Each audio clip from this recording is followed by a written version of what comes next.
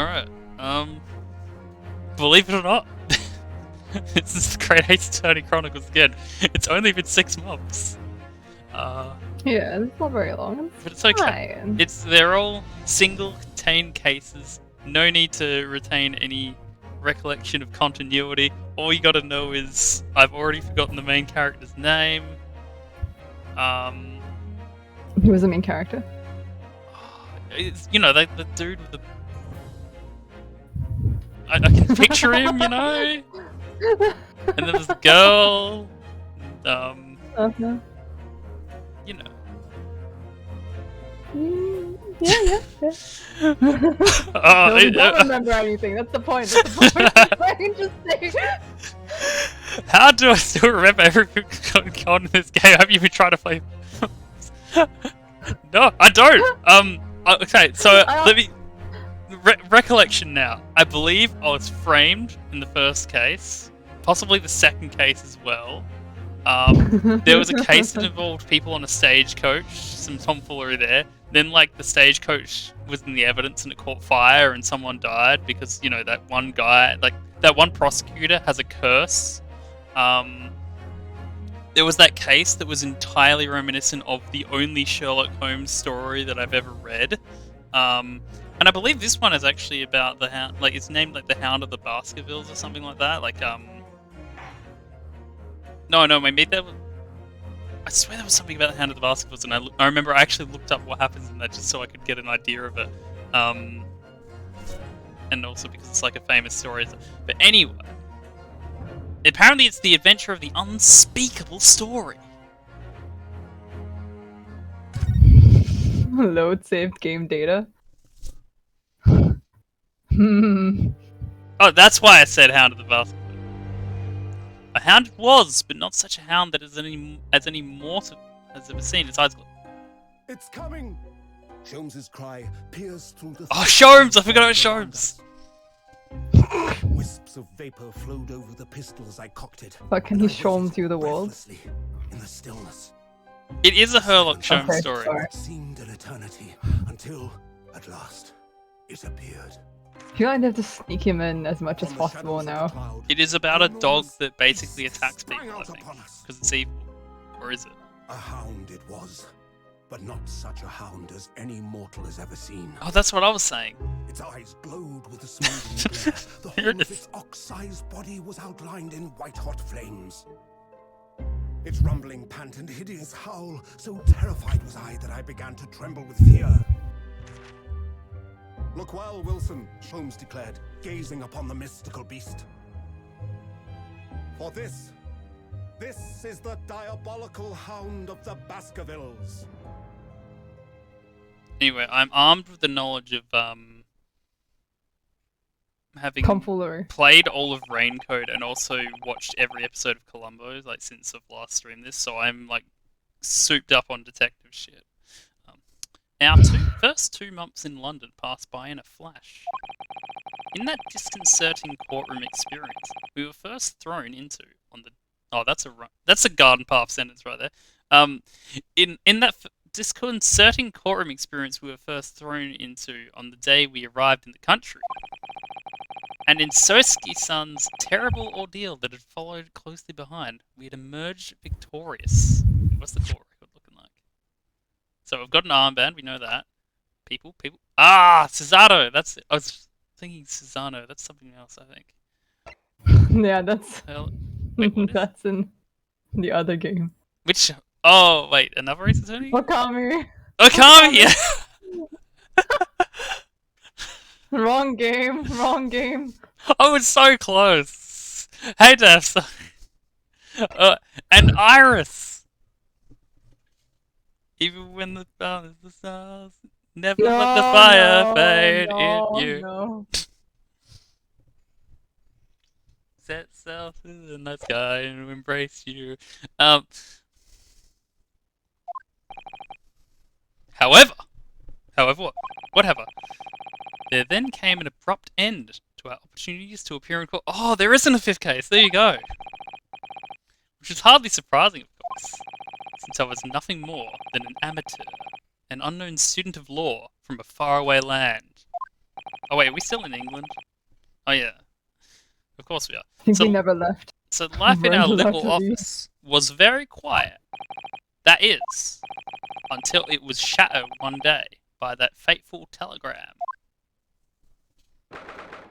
15th April, 9:13 a.m. Naruhodo's legal consultancy. I had that Slay the Spy Run game song go. I saw you were like 4:18 or something. Oh.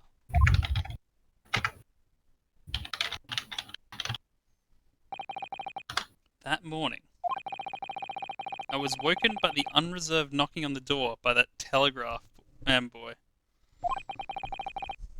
I like how the game knows that we don't have any recollection of anything and just like does it for us instead. What a considerate game. But after he'd gone, Susato-san's behavior became very obviously strange. Oh, Ryunosuke! That's his name! Susato-san? Yes! Is it time to leave for court already? Let me see. What case is it today? I don't think I'm scheduled to defend anyone at the moment, am I? Oh, don't jinx it, man. Oh no, of course not. How silly of me. But I think Iris said she would make us breakfast this morning. So shall we go down to Mr. Shom's suite? Hey, set, you bet! Yes! Iris makes the most delicious breakfast food. How did you know this? Is this like more than a day? Have we stayed here for more than a day? I assume it's been 6 months. She does, Oh. doesn't she? It's a long time. And once our bellies are full, we can leave for court in fighting fit form. But we're not going to court. Let me see. What case is it today? We don't have a case, lady! Here we go again. Oh, I can't just make Colombo references all night.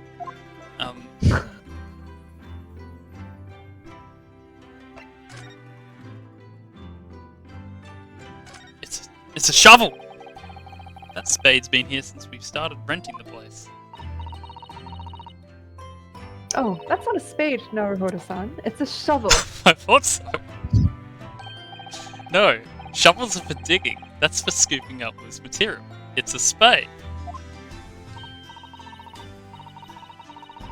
No, spades are for digging. That's for scooping up loose material. It's a shovel. Is this like a call a spade joke? I don't want to dig a hole for myself, so let's leave it. Bada bing! There was a stepladder joke in Raincoat also.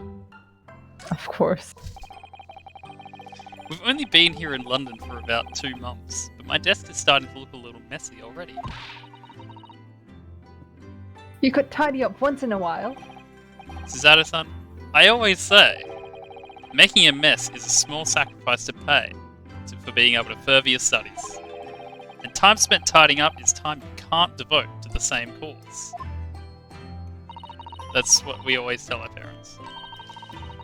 And time spent on ridiculous arguments is time that could be better spent on some simple housework.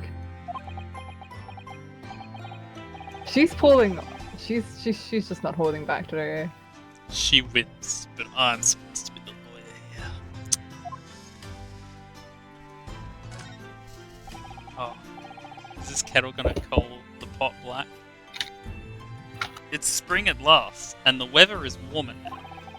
But I love the smell of fire and the steam rising from the kettle.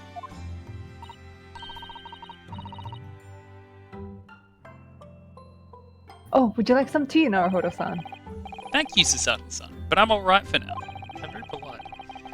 With the green tea Susato-san makes for me from time to time, and Iris's unique herbal infusions, this place is paradise for a true tea lover. Do you like tea? Talking to me? Yeah. I'd never drink it. Oh, Never mind then. Green tea is such a wonderful accompaniment to British Did tea you, cakes. did you have like an anecdote to follow through this? Or, No! or a Just a follow-up curious question? you know? It's like, do you like tea? I do not have a very cultured tongue.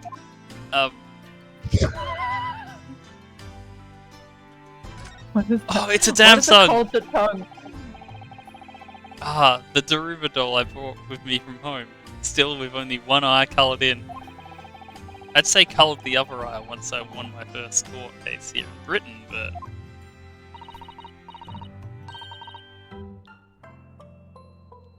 But you have won, haven't you? Twice, in fact. I'm glad she clarified that, I couldn't remember. Because I feel as though I'm still lacking as a lawyer. I tell you what, why don't you colour the other eye in once you think I'm a proper, fully fledged lawyer?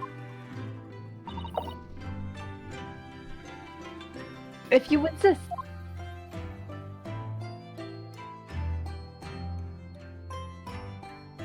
Wait, well, that's the button. Ah, this must be the telegram. Let's see.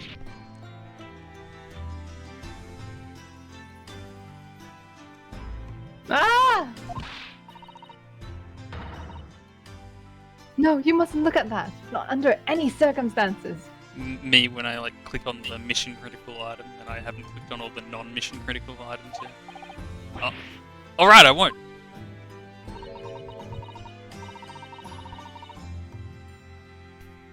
I'm sorry, Naruhodo-san, but you can be very mischievous at times.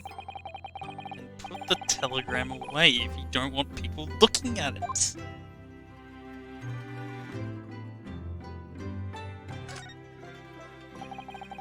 We were rather lucky to find that old aquarium left behind. Oh, I thought it was clicking on the chest. The prawns we put in there doing rather well, and the anemones. So, hey, I got it first try. It's a wonderful invention, isn't it? The sea behind glass inside your room. Another example of Great Britain's greatness. Well, let's not go that far. Having to clean it out and change the water isn't so great, though, is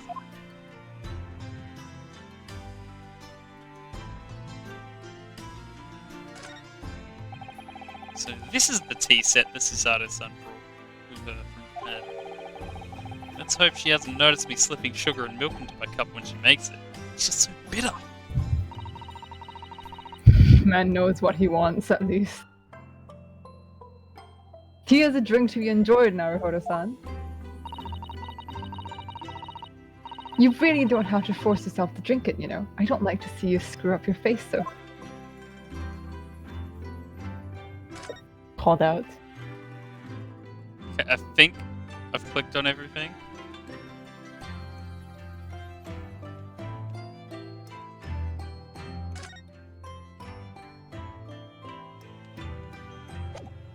Wait, hang on.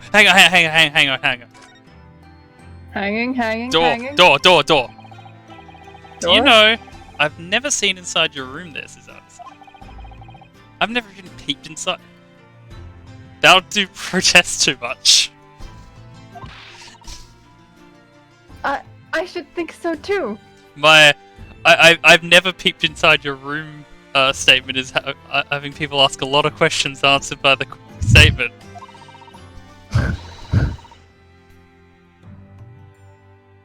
A young maiden's private chamber is a place of bittersweet secrets, you know. Whatever you say, young maiden.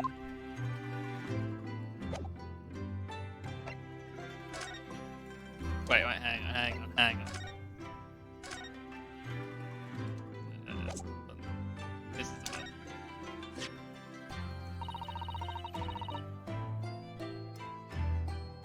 It means a great deal to me, you know.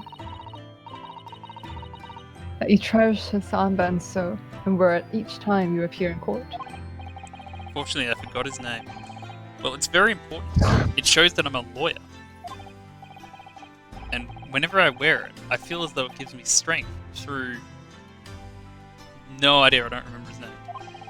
I absolutely can't be without it, especially when I'm at a critical point in a trial. But just the other day, I noticed you wearing it when we went to visit that park. Sometimes I forget to take it off.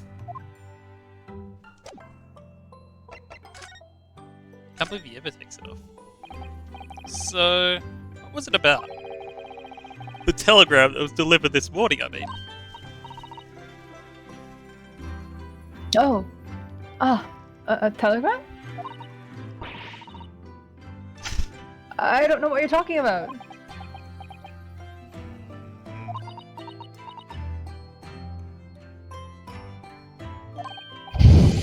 Sorry, but you're not gonna get away with Sorry, that. I don't know either. Yeah, I know. I can't just play it by ear. No. I said it as a joke. Well, I didn't think I would. Actually, don't give it a moment's thought. It's nothing interesting. Boring, in fact. It was just a boring old telegram. That's 3 times now she's tried it and failed to convince me that it was nothing.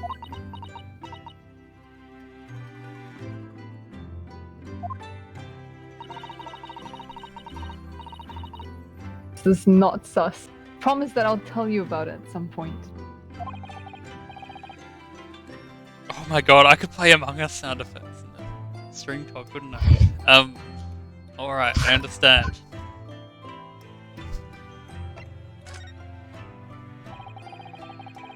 I suppose Sosuke-san will have arrived back in Japan by now, won't he?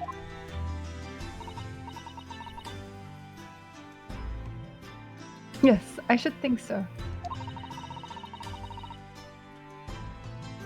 He left immediately after that terrible ordeal.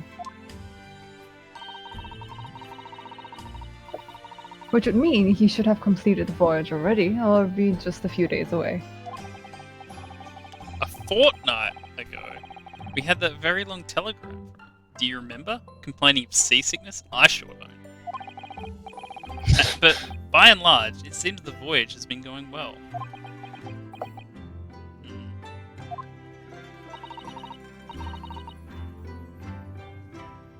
Is something wrong, Naruhodo-san? I was just wondering, what might have become of Sosuke-san had he stayed in London himself?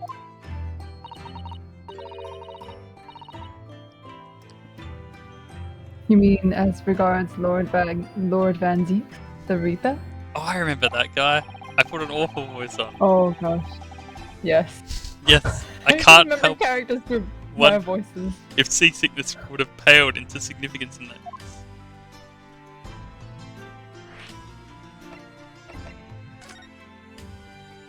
Don't fear the Reaper. What is it they say? That no one who stands on the dock can be saved from the Reaper, right? Oh my god, a flashback, let's go! Like the way that nightmarish trial ended on the very day we arrived in London.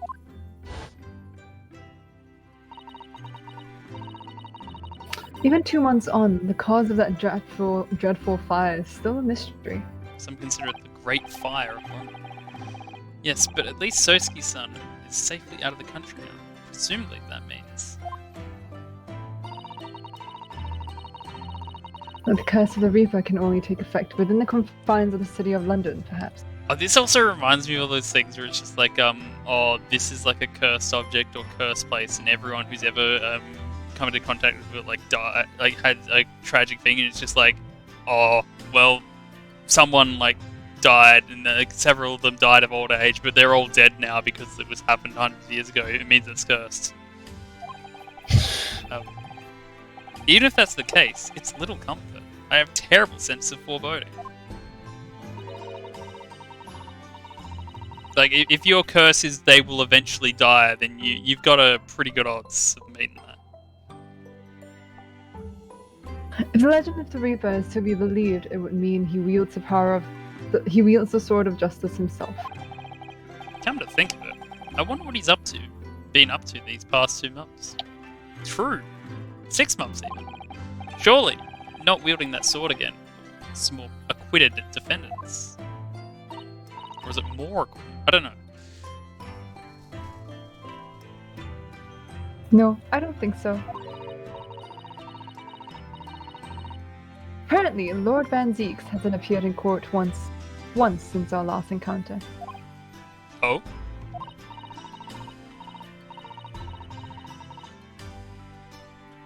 Yes, since Sozeki-san's trial, he is withdrawn from judicial service again, it seems. Really? Oh no. Just like before, when he wasn't seen in court at all for several years. So, it's just been me who's had to face him in his recent spate of trials then? Ugh, just my luck.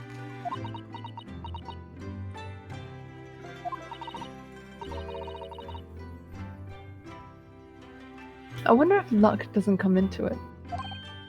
Sorry, what was that? I said, I wonder if luck isn't what comes into it. Jesus. No, nothing, never mind.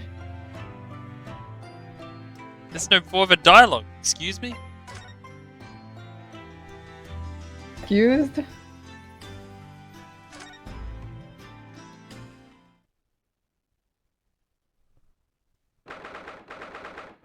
'15th April, Sholmes' suite.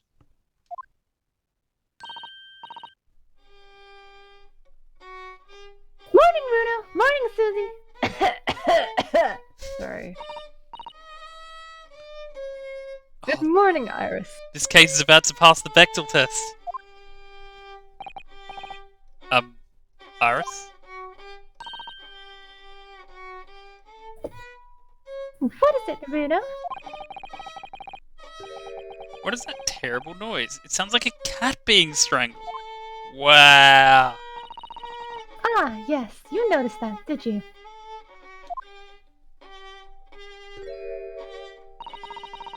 Of course it's him. Wait, that's not him. Hurley is in Oh, his wait, best it is. form this morning, it seems.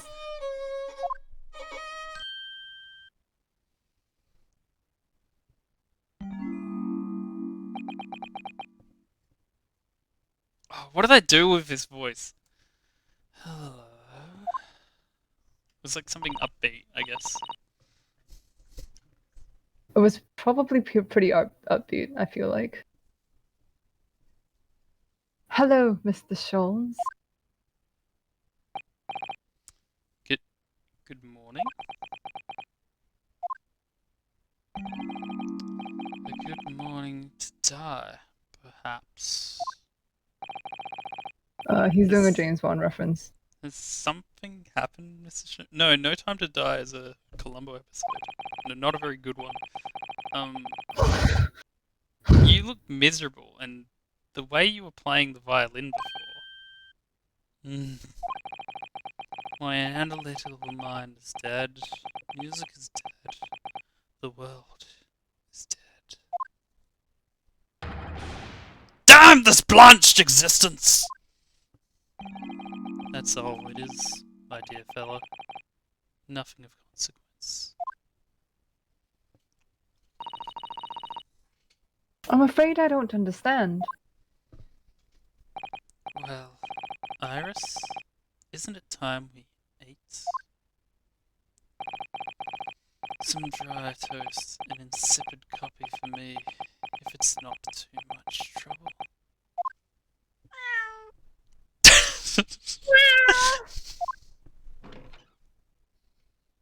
Cat! Oh look, it's Wagahai! Oh, we all remember Wagahai, right?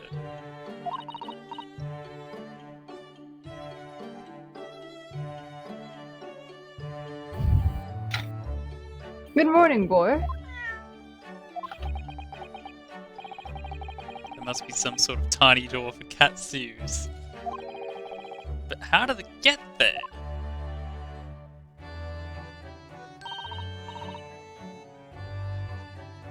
Well then, everyone, time for breakfast.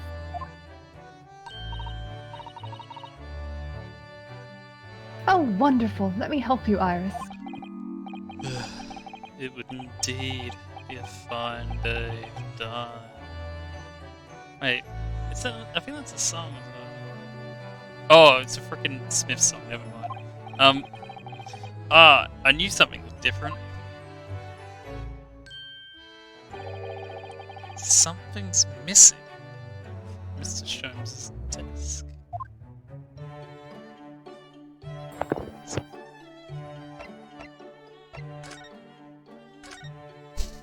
Or actually no, he's that freaking dude from Raincoat. What's his name? Vivia. He always says, "I want to die." You seem to be very unhappy this morning, Mr. Sholmes. What's happened? It used to be the case that in my house, this violin sung like the dawn chorus. Its melisonant tones would make flowers bloom. It would. But now, the muses are unamused with me. The goddesses of music have thrown me over.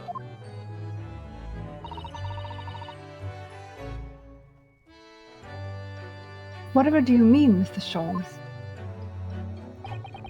For hours I've bowed, for days even, through the night I have endeavoured, to no avail. That sound, my tone, is see, he's talking about how he doesn't remember what his voice sounds like. That really clear, unwavering tone, gone forever. No more recitals of unbridled emotion.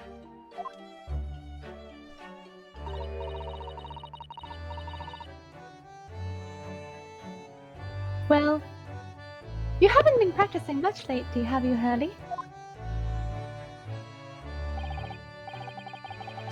Don't worry. I'm sure it'll come back to you in time. Heed my words, Mr. Naruhodo. The goddesses of the arts are fickle. One day they bestowed genius on man, the next mercifully withdrawn.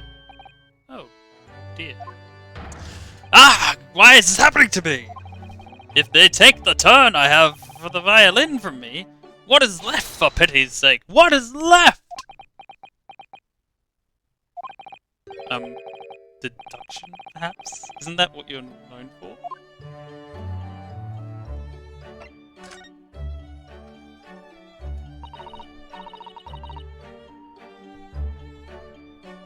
Mr. Sholmes, I don't like to pry, but...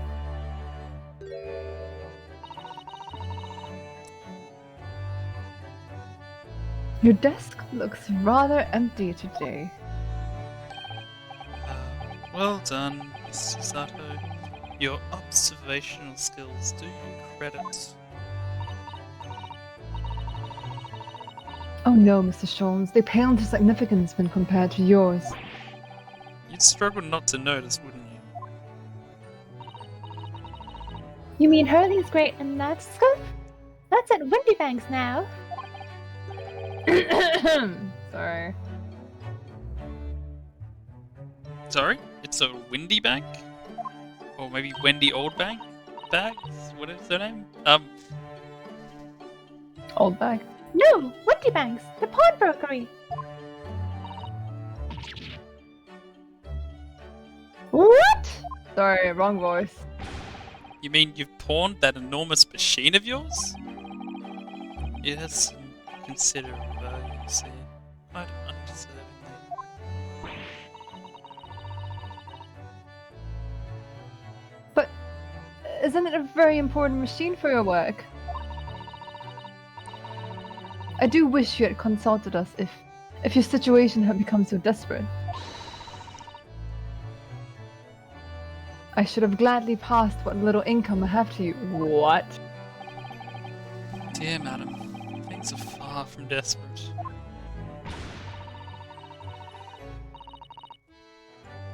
But the pawnbroker has your wonderful machine. How can it be anything but desperate? Making use of a pawnbrokery is quite ordinary here in London, I assure you. It is? Doesn't sound ordinary at all. It seemed that neither fully understand how porn works. I mean, fully? It's probably somehow. Oh, what's to understand exactly?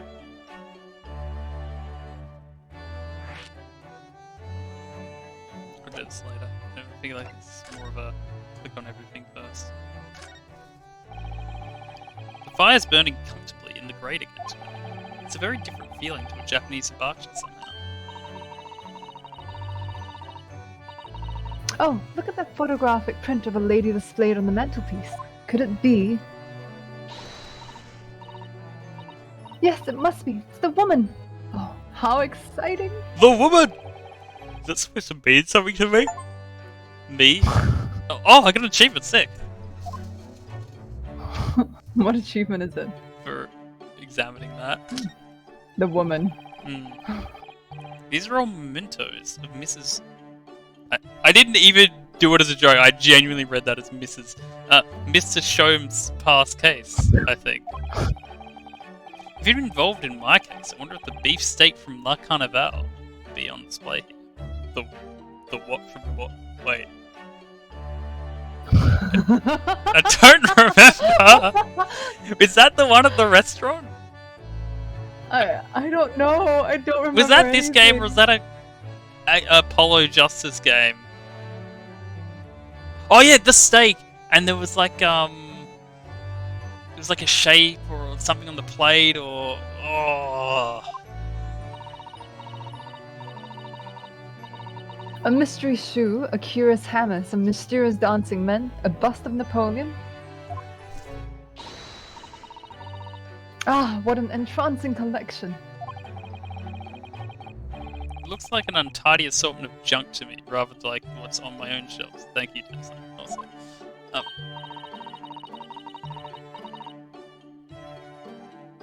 Well, you really ought to learn to keep your things in order, Mr. Naruhodo. no favoritism there at all.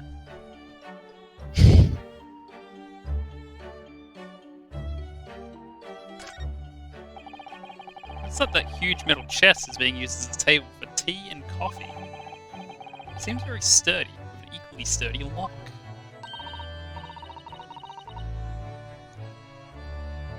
Mr. Naruhodo, you mustn't go around opening things.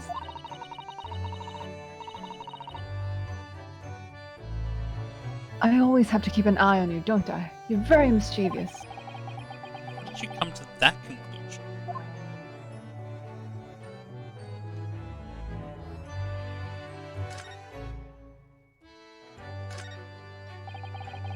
Come to think of it, I haven't seen Iris doing much writing recently.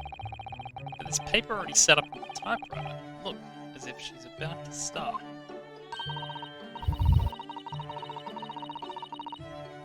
That reminds me, when I mentioned that Iris was in the process of writing a full-fledged novel. Mr. Natsume was most impressed. Ah yes, Mr. Natsume.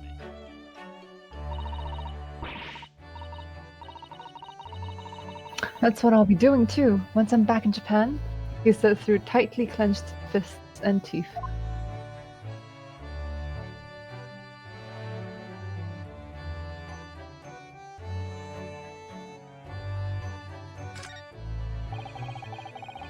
That's a charming little white shelf, and full of charming little bottles too.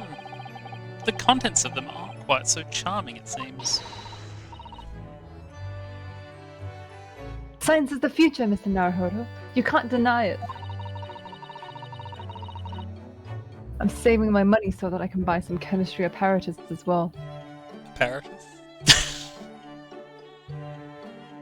What? Apparatus. Sorry! Sorry.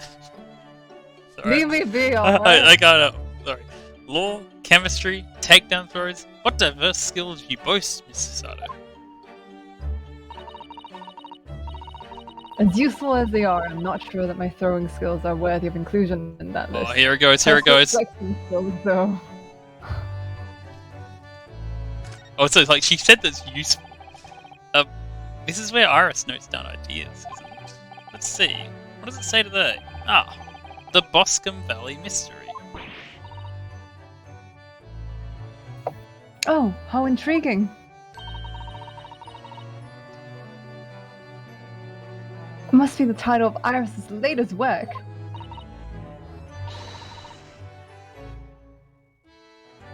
Oh my, I wonder what fantastic tale awaits us. Sada-san looks like an angel, but I bet she's dreaming of the most unsavory crime you could imagine. What?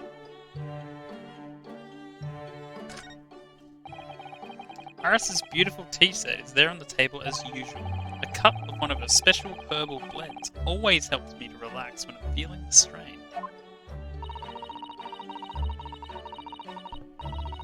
The English pastime of tea has many similarities with our own tea ceremony customs, don't you think? I can think of one similar.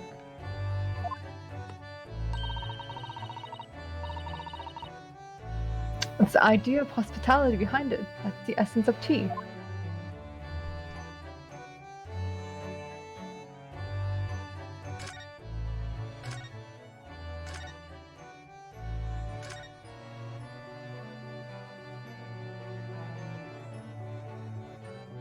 Talk to them later. Good call, I'm so not ready for that. Look at Mr. Sholmes' desk. It's completely clear. Isn't that enormous machine usually on it? We can never hope to understand what goes on in the great detective's mind, Mr. Naruhodo.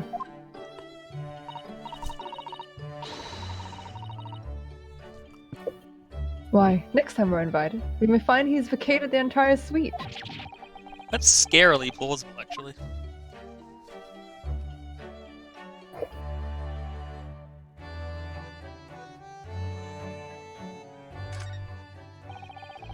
There's all sorts on these shelves. Chemistry apparatus, books, papers, and lots of things I've never seen before.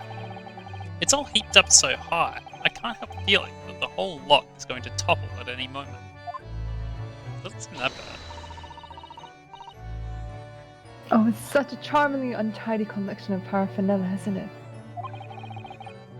It just looks messy to me, like my desk. But you, Mr. Naruhodo, must learn to tidy up after yourself. No favoritism there then. I'm trying to remember what that device looked like. All I'm thinking of is like that big thing in We Were Here Forever. That's very specific of you, yes. But that's like, it's something like that, I think.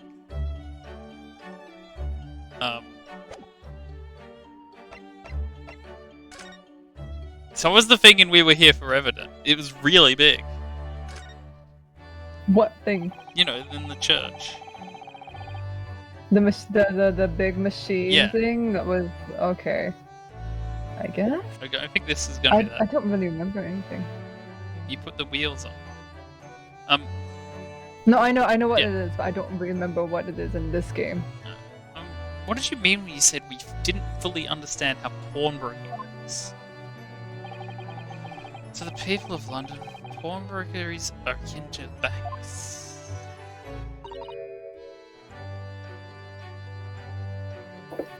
Banks? On Mondays, merchants relinquish their finest jackets and trappings to their pawnbroker of choice. With the money they receive in return, they are able to trade happily through the week. And then on Saturdays, they go to recover their things using the money they've earned. I had no idea. This has been a fascinating lesson for us. Everyone does it, you see. Especially people in inner London. I still cannot figure out her voice. It's fine, I think. And should they have the money to spare, they would purchase another fine jacket. Not to wear, obviously, but to pawn, should the need arise. Oh, how ingenious!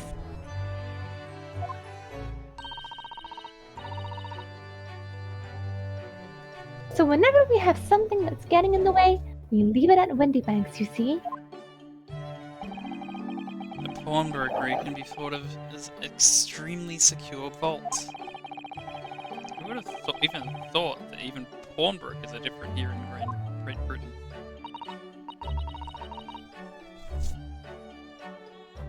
Of course, you have to watch Hurley with it. Sometimes he pawns things he really shouldn't. Don't you, Hurley?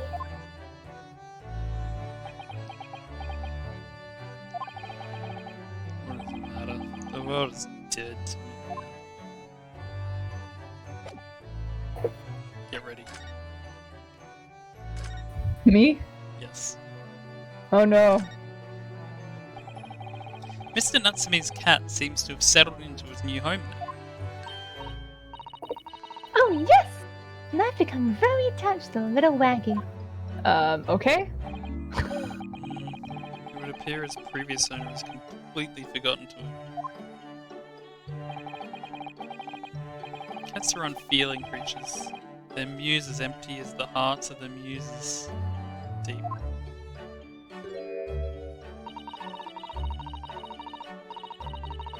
If Mr. Natsume had no intention of taking Waggy back to Japan, I wonder why he kept him in the first place. I expect he would have taken him if he could. Pets are strictly forbidden aboard steamships in our experience. And for good reason. Terrible things can happen if the rules of passage are not obeyed. Well, I don't mind, because Waggy is adorable. Yes, Meow. he really is. Oh yes. What about the door? I don't think he did press the cat. I don't remember seeing that tiny thing in the main door before. Where did that come from? Oh, you noticed? You're observant, Bruno. We don't talk about Rumo. Look, I use this. It's my latest invention. What? What is that? Oh yeah, she's an inventor, isn't she?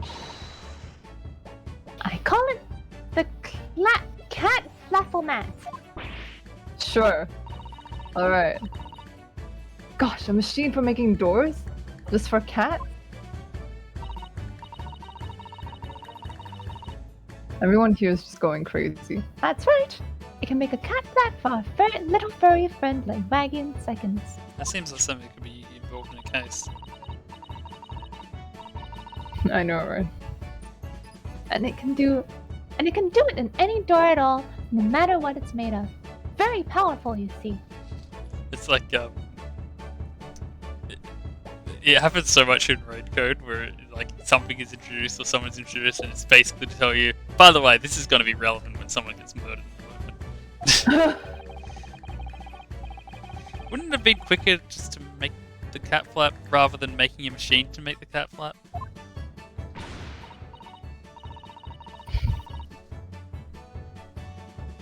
Well, yes, maybe, but now I can make cat flaps anywhere I like.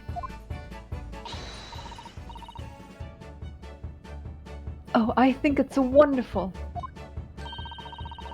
And completely unnecessary. You must make one for us in the door of our office upstairs, Iris. Does that mean you could like get it through a locked door with a cat flap though? Like that's what I mean. She really knows how to come up with unconventional inventions, this girl.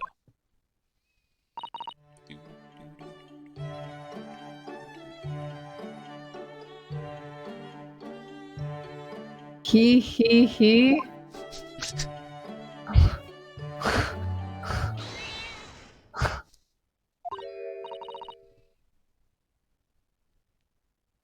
Oh, what was that? The cat. Wagahai? Sorry, Waggy?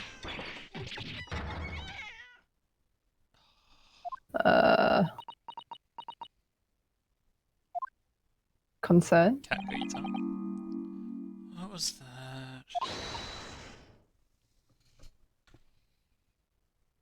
Oh no! Oh, whoops, wrong person. Wagahai's tangled up in your violin! Good call. I think he thinks it's a toy. No! What's he doing to it?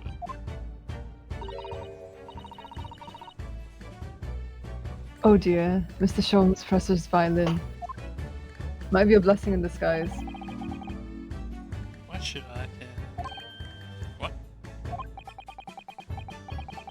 shouldn't be surprised. The cat is a more accomplished musician than I.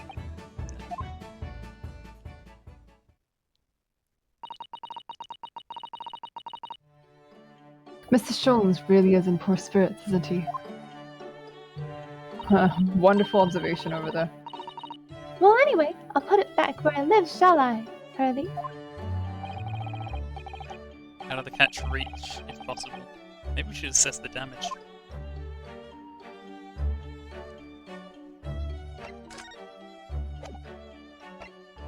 I don't remember seeing the violin. Where was it? Oh.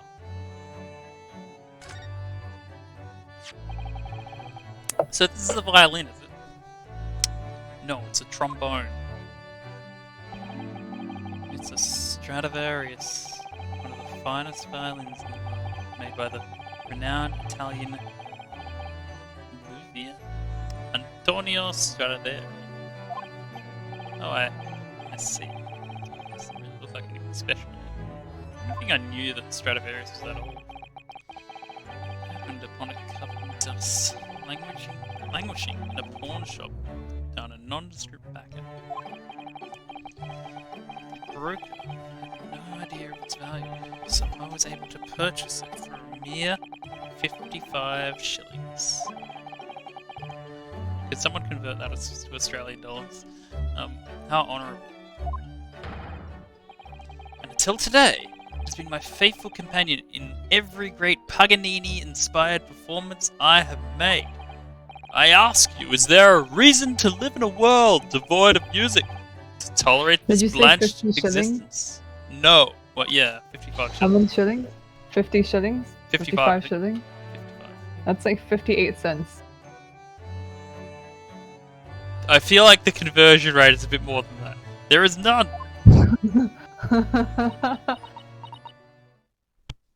Depends on what kind of shillings. I'm talking like also like depending on the time frame.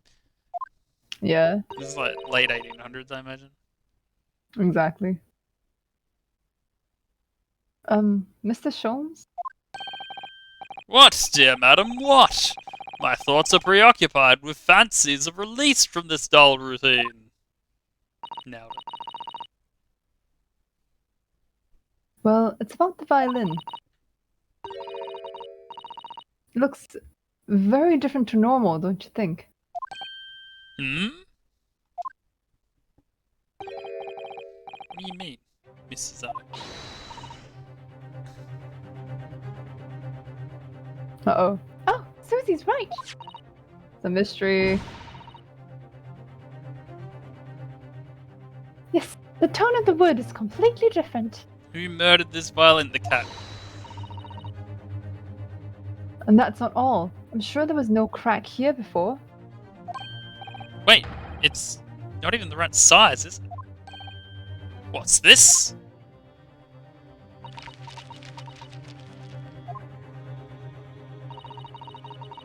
I'm terribly sorry to have to tell you this, Mr. Sholmes, but that instrument isn't a violin at all. It's viola. It's a cake! Wrong game. Game? Wait, there's a game that does that? No, I was just thinking of The Cake is a Lie. Wait, no, it was like a Twitter thing a few years ago where like everything was a cake. Oh, Like what? it looks like they've these very very well made cakes that look like things, and then they yeah. I know what you're talking about. Then what?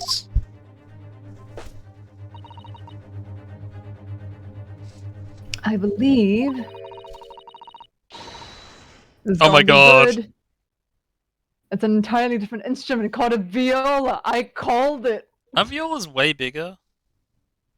No, violas are small. What's the really big? No, wait, really? I thought violas The were really way... big one's a cello. The giant one's a cello. I know cellos are big, but oh wait, yeah, Violas you're are right. You're small. right. You're right. I know. Yep. Fair enough. I did music. So did I. In You're right. recent years. You're quite right. Okay, I can't lay claim to that. This isn't my faithful Stradivarius. So what, pray, is this piece of stringed flotsam? It's Not a your faithful viola. performing partner, then. You really called it a stringed flotsam. I'm so offended. Ah, I see what must have happened. You do, Iris?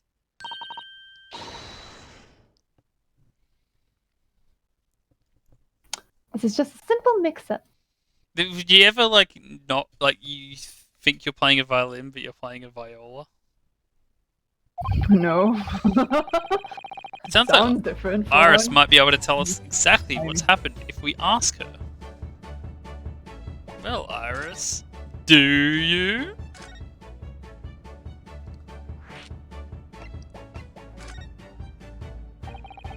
What do you mean by a mix-up, Iris?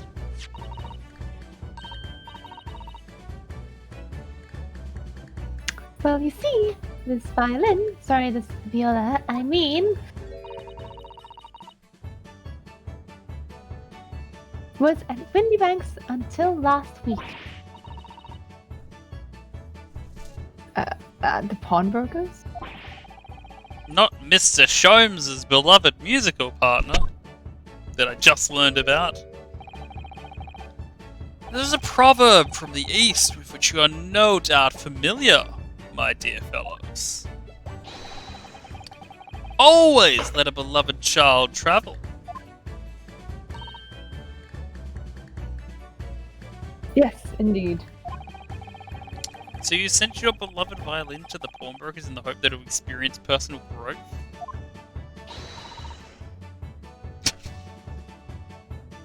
Oh, what a wonderful idea. Last week, I pawned my The Great Analysis Scope Chronicles in order to release my precious instrument. Precious.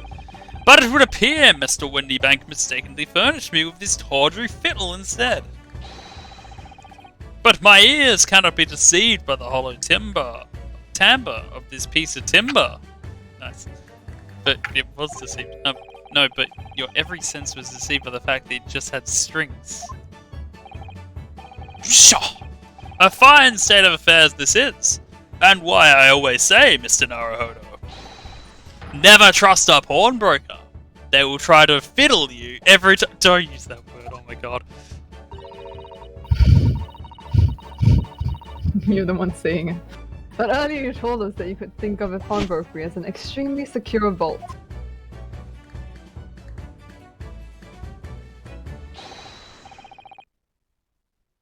Come, Mr. Naruhodo. Dilly-dallying will get you nowhere. Sorry. Crunching your toast with that vacant aspect. Pressing your coffee so obtusely. Are you not a little embarrassed by your own conduct, considering the urgency with which we were faced? Try noises, sorry. I also make channels. You must visit Mr. Windybank's brokery at once. That's right, isn't it, Mr. Holmes? Holmes? Precisely, Holmes. Miss Susato. Without a moment's delay. But I haven't finished my bacon and eggs. My dear fellow, surely you do not still intend to crunch your bacon with an increasingly vacant aspect, to fresh your egg ever more obtusely. Alright, say no more, let's go then. Don't worry, Runo. I'd be happy to heat it up for you again later. Oh, thank you, Iris. As that happens, I am rather curious to see what a British pawnbroker looks like.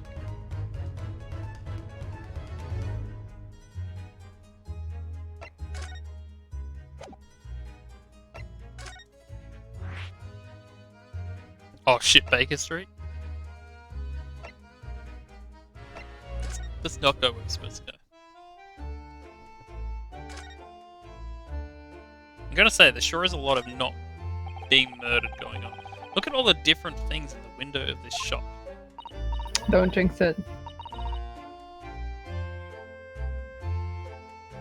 Ah, that's Windybanks, the pawnbrokery. How can I jinx? It looks much smarter than a pawnbroker's in Japan, doesn't it? Like, does jinx it mean that, like, people... Don't jinx people getting killed. But No more the sooner murder. someone dies, the sooner there's a court trial, and the sooner we can finish it. Yes, but also content. Yes, you're right. I find pawn shops at home rather inapproachable, personally. I guess this has made for 9 months of stream content in a way. It reminds me of Exactly. tearfully parting my favourite fountain bit. I felt so miserable. What doesn't kill us makes us stronger, Mr. Naruhodo.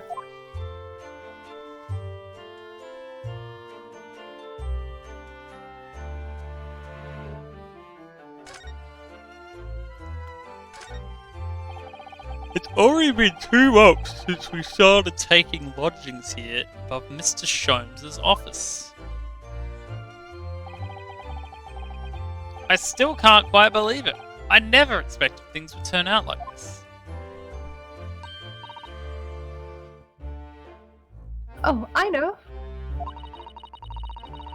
To actually be sharing accommodations with the world's greatest detective.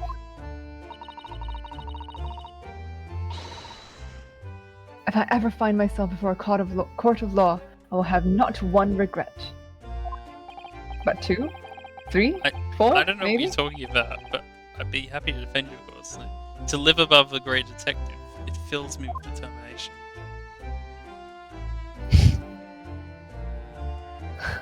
Does it though?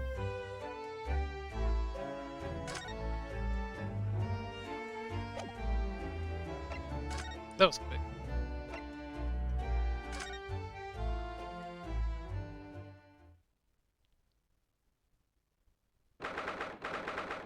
"15th April, Windy Banks Pawnbrokery."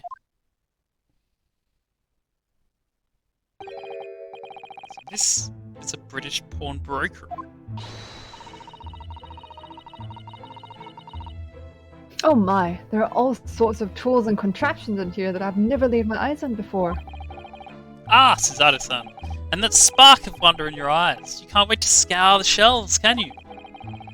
I get the impression that you might enjoy places like this.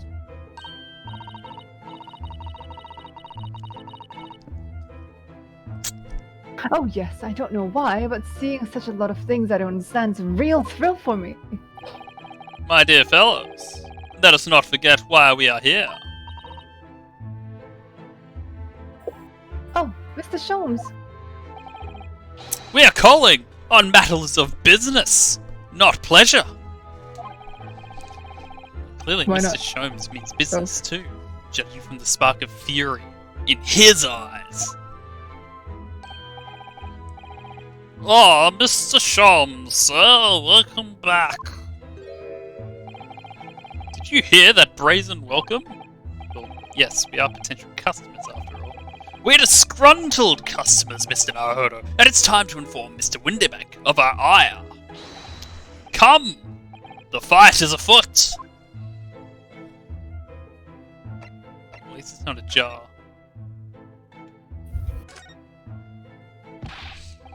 What are you doing, my dear fellows? We are not here to browse for interesting curios. We have come to teach this broker a lesson.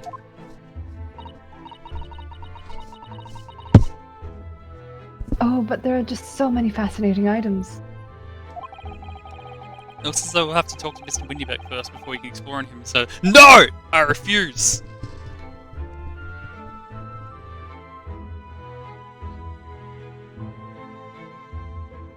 I may not refuse.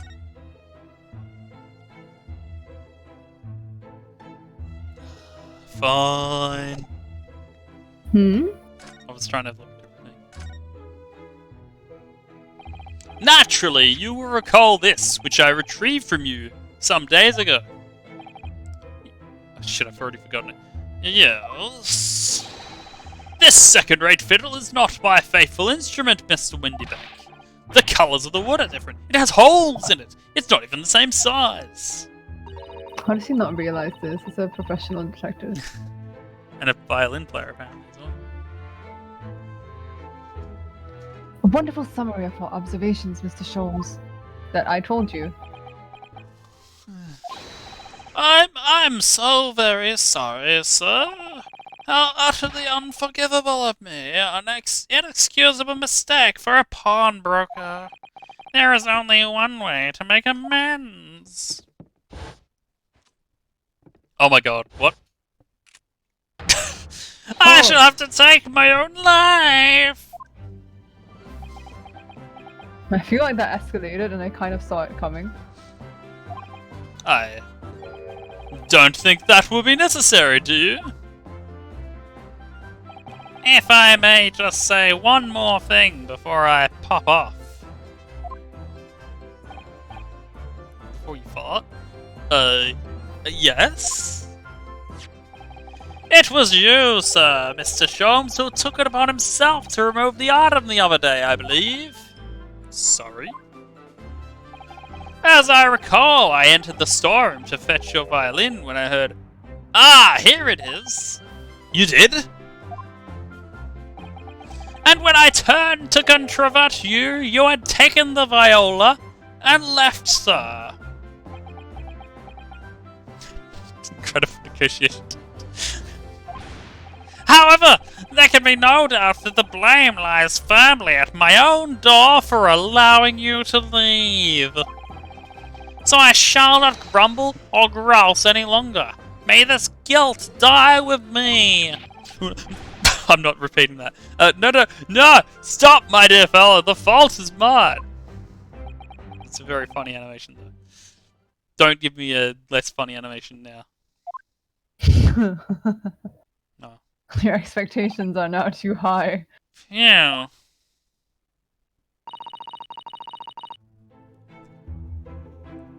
It would appear that the fight is over. I do humbly apologize, Mr. Windybank. Evidently my questionable disposition precipitated this tragedy. Well, you wouldn't be Mr. Harlock Sholmes without that questionable disposition now, would you? Aha! I do believe you may be right, sir. Ha ha ha ha ha! It's either laugh or cry, I suppose. You are, it must be said, one of my more challenging customers. I needn't remind you of the peculiar collection of items you've brought through my door in the past. Oh, peculiar items?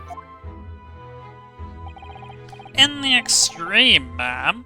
For example, the unpublished manuscript of an eponymous work, the novels of Sherlock Sholmes or some such. Oh my, a new full-fledged novel?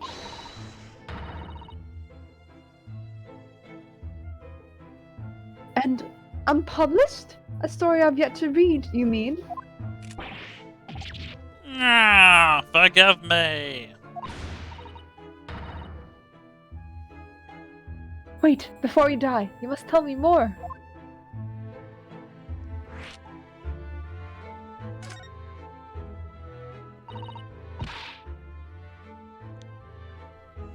I must know more. Tell me everything.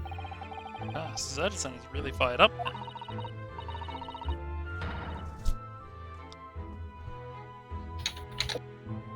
Is there really an unpublished story under this very roof?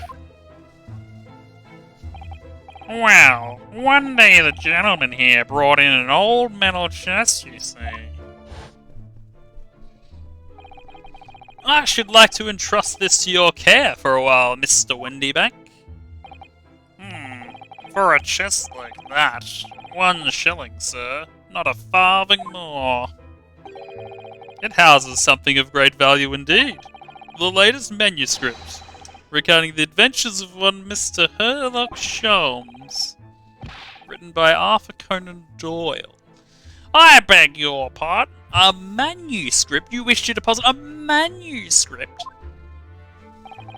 Indeed I do, for I am confident it will be quite safe here. And that was that. As such, Mr. Sholmes' latest tale of otherworldly mystery lies dormant in my storeroom. Mr. Sholmes, is that really true? Do I sense that someone doesn't want to talk about this? I continue to pay your fee, do I not? Then kindly continue to store my belongings securely. Of course, sir, of course. Oh no. They're safe and sound with me, I assure you, on my life! This is all very strange. I can't wait for that gun to just not have bullets. I wonder, could I ask you something? Ah, a gentleman from the east, I see. Yes, that sable suit. I suppose I could offer you 6 pence for it. Without wishing to offend, the tone is somewhat dull. Sorry?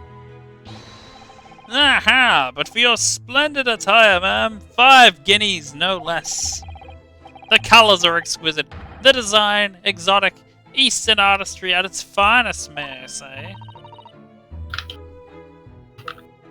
Oh my, 5 guineas, you say? How interesting. Why do I feel as though I've suffered some sort of defeat here? Actually, I was hoping to ask you about your business. I've heard said that pawnbrokeries are used rather like banks here in London. Yes, we heard that very long ago. Yes, sir, indeed. Many of my customers utilize the establishment as you describe. I appraise their items and offer them a proportionate loan and 2 months of secure stowage. If in that time they repay the original sum to me plus the agreed interest, I am happily returned.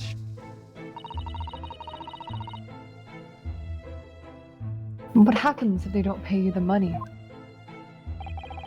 Then the items are offered for sale in my shop, as you can see on the shelves behind me. So you never sell items before the 2 months has passed then? That's right, ma'am, that's right, which means that some considerable responsibility rests on my shoulders. Should a customer's precious belongings be lost, the only recompense is for me to end it all. Oh. The very idea, Mr. Windybank, is absurdity. One should never talk of one's demise so casually. It's the man who was telling us, oh, it was a good day to die only this morning. No question it, man, no question it. And let us not forget that I have already helped you take measures to ensure such a tragedy never occurs. Oh, what sort of measures? I engineered a simple device which Mr. Windybank has installed here at his shop. I call it the Red-Handed Recorder. Is that not so, Mr. Windybank? What's that deep sigh about?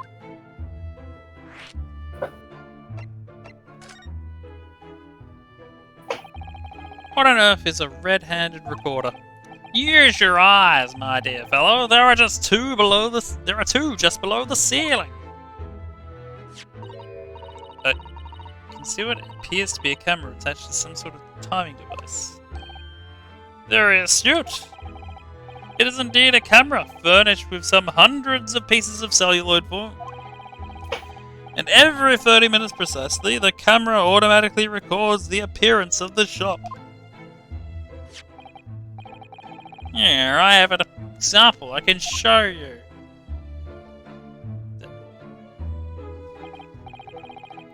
Ah yes, a print from the camera set to record the activity at the shop counter.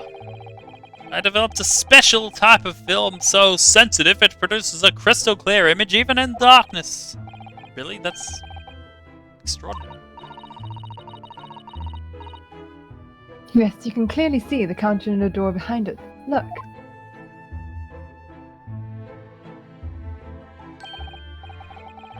So you see, were someone to enter the premises with ill intent, his identity would be summarily exposed. But did you not say that the photographic prints were taken at 30-minute intervals? Indeed, as you say, my dear madame. Then what if the incident were to occur in between times? One could only say that would be a cruel twist of fate. He's just hoping. He's just praying to RNG. I must confess your devices have been giving me some cause for distress of late. I beg your pardon, Mr. Windyback. Surely they are anything but distressing. Reassuring is the word. It's the cost of the film, sir.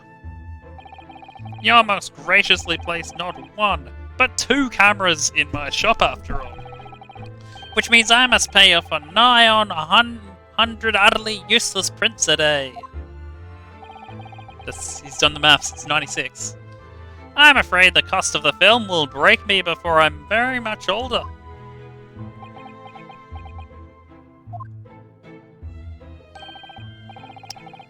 Nevertheless, a small price to pay to ensure the safety of my preferred pawnbrokery, no? My dear fellows, we're on the verge of we verge on an age where safety and security come at a price. Oh, heaven help us! Now then, Mr. Sholmes, allow me to return your precious violin. It's not even the same colour! Ah, the very thing! Thank you, Mr. He's Windybank. colorblind. He's colorblind. He's colorblind. Is he? Is that established in the previous chapters? Perhaps this might mark the end of the peculiar items you tried to pop. Because if anything were to happen to one of them, this would be the only answer. Oh. I really think you ought to stop waving that gun around. Someone could get hurt. Fear not! Sorry. I've only loaded a single bullet, so no one but myself could possibly be harmed. That's not really what I meant. Good day to you then, Mr. Windybank. It's been a pleasure as always, Mr. Sholmes. So, Mr. Naruhodo. Now we can explore at last. I need a stretch. Please. I'll be back in a minute.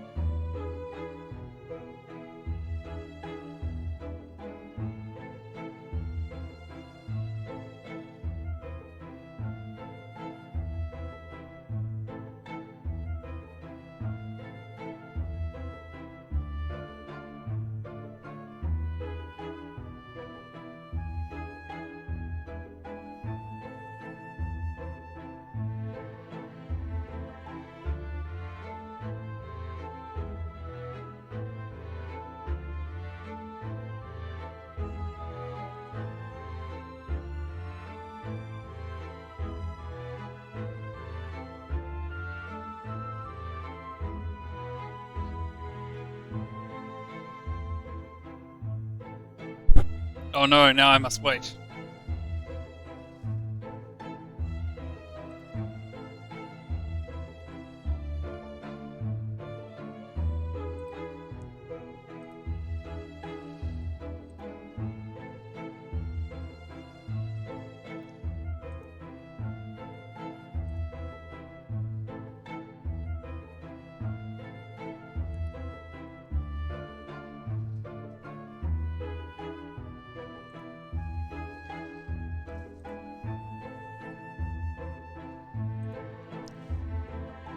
I return, sorry. Hello. Oh, I've been back for ages. All Oh. of 10 seconds. Ah. Now I can click on things and take forever. Look at this. Look at this lovely, big, shiny box view. That, my dear madame, is a music box. Surely you have such things in your own country. Oh my, yes, but I've certainly never seen one so large before. Shall we listen a while?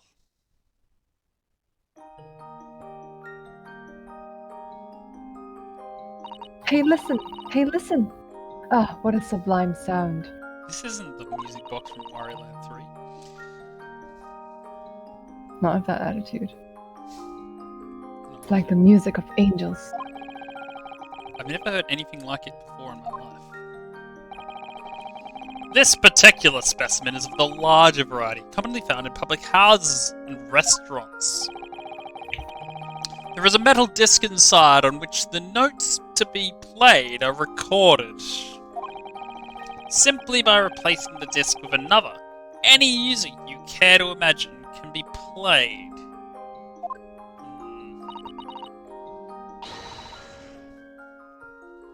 My goodness, what a simply delightful They- machine. Even though it's like the 1800s, they could accidentally like play Party Rock Anthem. They wouldn't know it until they, like, even if they did it. Oh, no. Indeed! Though their popularity has waned recently with the development of the gramophone, of course. Those damn kids with their gramophones. Ah. Science and technology advance at such an overwhelming pace.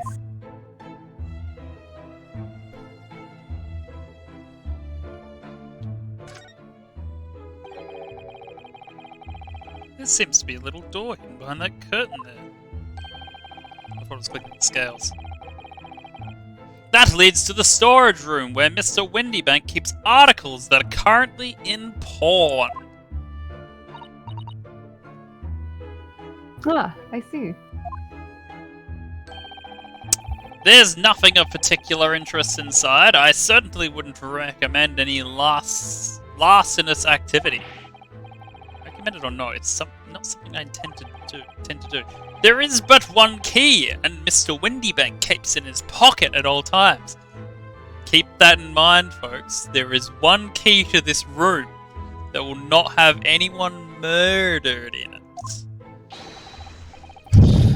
But he sleeps. Before he sleeps, he places it into a small pot, which he slides under his pillow. How on earth do you know about that, Mr. Sholmes? I am a detective, sir. It is my business to know what others do not. I am frequently assailed by information that I neither care for nor wish to retain. Mr. Sholmes, you're a wonder. And the prime suspect if this pawnbroker is ever burgled.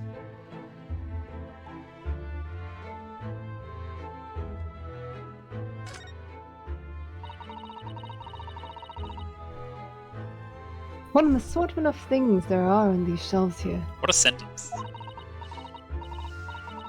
Crockery, footwear, clocks, and watches. Almost anything you care to imagine. I don't see half of those things. Those are forfeited items offered for sale by the pawnbroker. What does that really mean, though?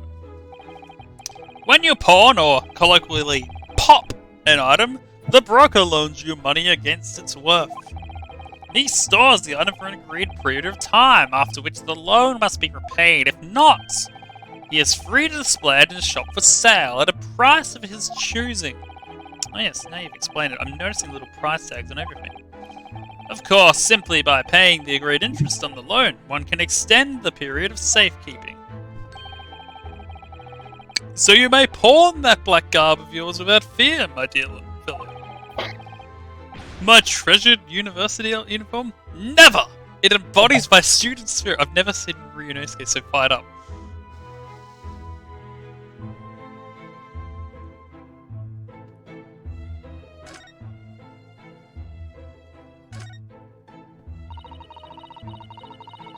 Now, what do you suppose this rather enormous machine does? It seems to have two little windows for looking through. Allow me to enlighten you, my dear fellows. What you are looking at is a stereoscope.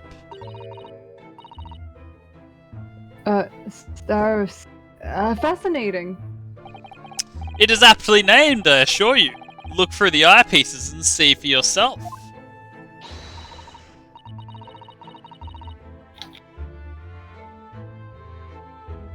Oh, I should be delighted to.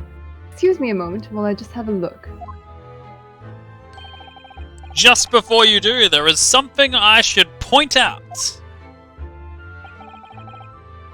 My dear fellows, in order to see the image properly, stereoscopically, as it were, you'll need to be cross-eyed. I can't do it, actually. I've never been able to do it. However, if that is beyond you, it is of little consequence today.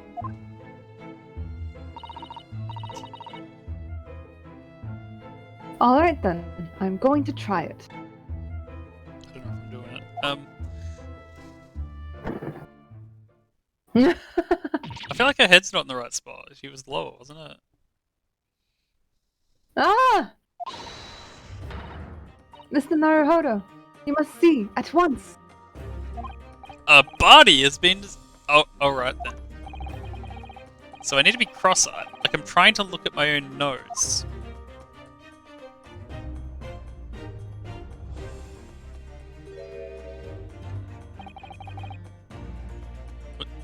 What the? Is it to spot the difference? Are there differences? Oh, then like the Look. Wait, no, where she's standing is different in both spots. I don't believe it. It's just a photographic print, but it seems like you could reach out and touch it. Yes, the sense of depth is startling, is it not? Stereoscopes are one of London's many fads. They are often found in little stalls in the park. People queue for hours to see them.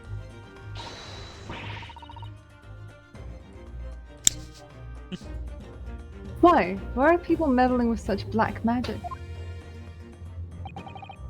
It is no magic, my dear madame. It is, well, far too complicated to explain at present. We shall save this lesson for another day.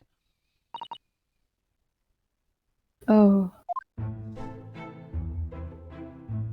Good talk.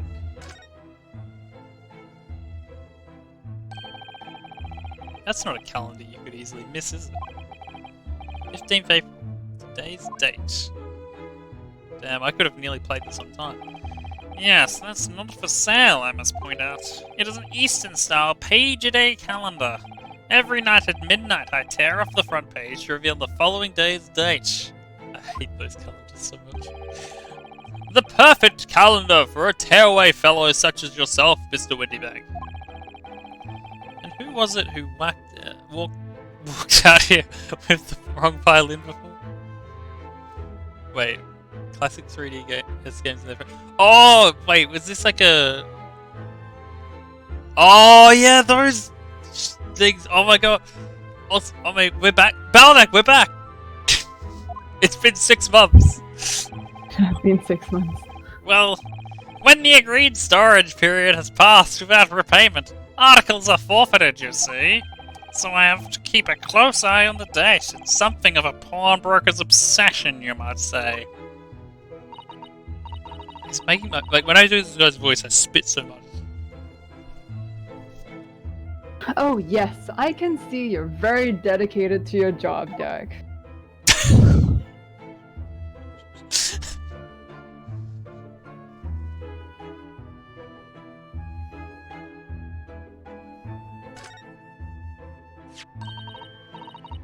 Look at this. Whatever could it be used for?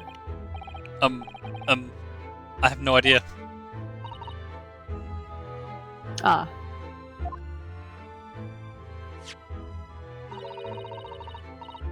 There's a small catch just here. Look. We're gonna open it, aren't we? Empty.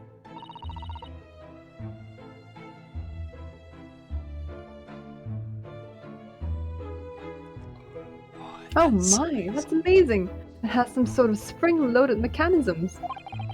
Which we'll never manage to put back the way it was before. What are you two doing? What? Us? Nothing. No, nothing at all. Nothing at all. It doesn't sound suspicious. Whatever this device is, it seems to have a pair of little windows to look through. I feel as though I've seen something rather similar to this elsewhere. What? Only 2p for it? That ain't fair, and you know it. The article's barely worth a penny, miss. I cannot offer any more.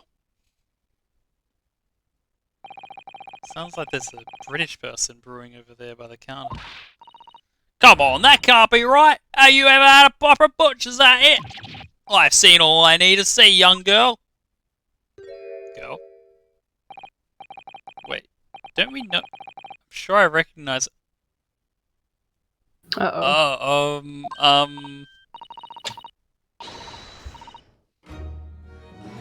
Oh yes, it's that young lady from Mr. McGilbert's trial 2 months ago.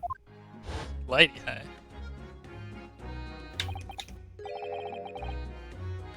Wait, you were doing him. Was I? I believe so. Her name is Gina Lestrade, my lord.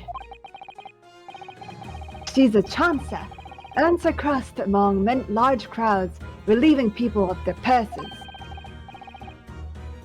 That's commonly called a pickpocket.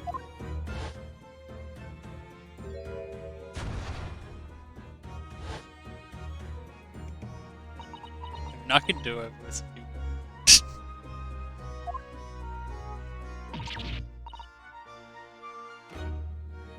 Go on, Bennett! Gordon! Oh, so, I don't know, Oh, you want to do it? You do it! No, you do it! Okay. Gordon Bennett! You do a better job. You lot!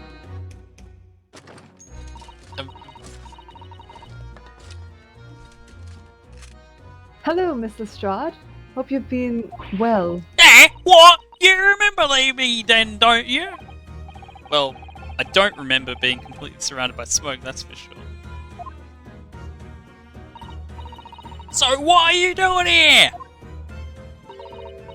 Down and out just like the rest of us? Nothing to eat? Come to pop that black weasel sorry coat, have you? What is it about this black uniform that makes everyone comment on it? Ah, good day, unless I'm much mistaken. You would be the young pickpocket who stole our experimental smoke grenade launcher. Ah, Mr. Sharms! So, you have something of value to pawn, do you? Allow me to see the article and I shall negotiate with Mr. Windybank on your behalf. Ball the other one, I don't need no help from some stuck-up D. Get out of me business. Come on, I'll make some trouble for you. As you wish, Miss Lestrade. I will happily remove myself from your presence. He's really done it. He's gone. I'm sorry, but as I said, there really is no room for negotiation here. What is that thing he has in his hand? Some kind of metal disc. What do the Zoomers be like? What is this CD-ROM? And you! Go on! Leave me alone! Oh, Miss Lestrade. Let's pretend we aren't here. We shan't be offended in the slightest. That sound can really stand her ground when she wants to. Whatever!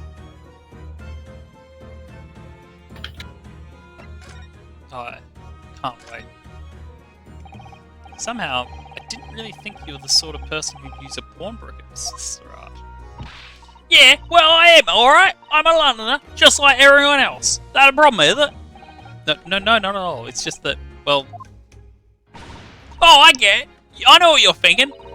That thing probably don't even belong to her. Probably got on the diet, didn't she? Yeah, you're doing a much better job. I hate this so much, but I can't stop.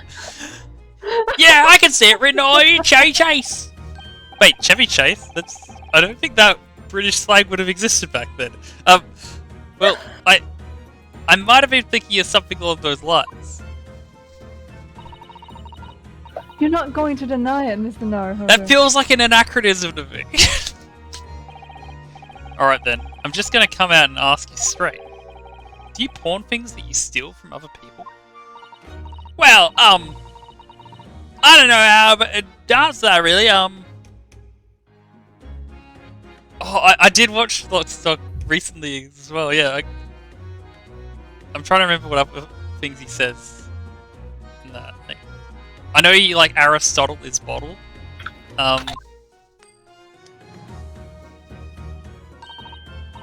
Suppose. Sometimes.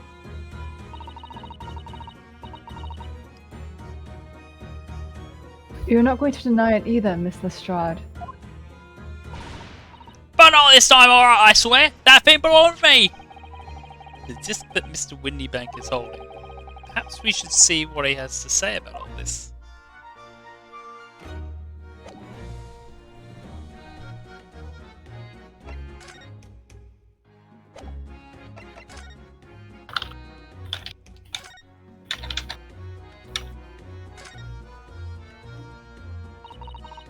I also enjoying the thing where I get too into like doing the voice and I'm actually paying attention to what I'm reading out.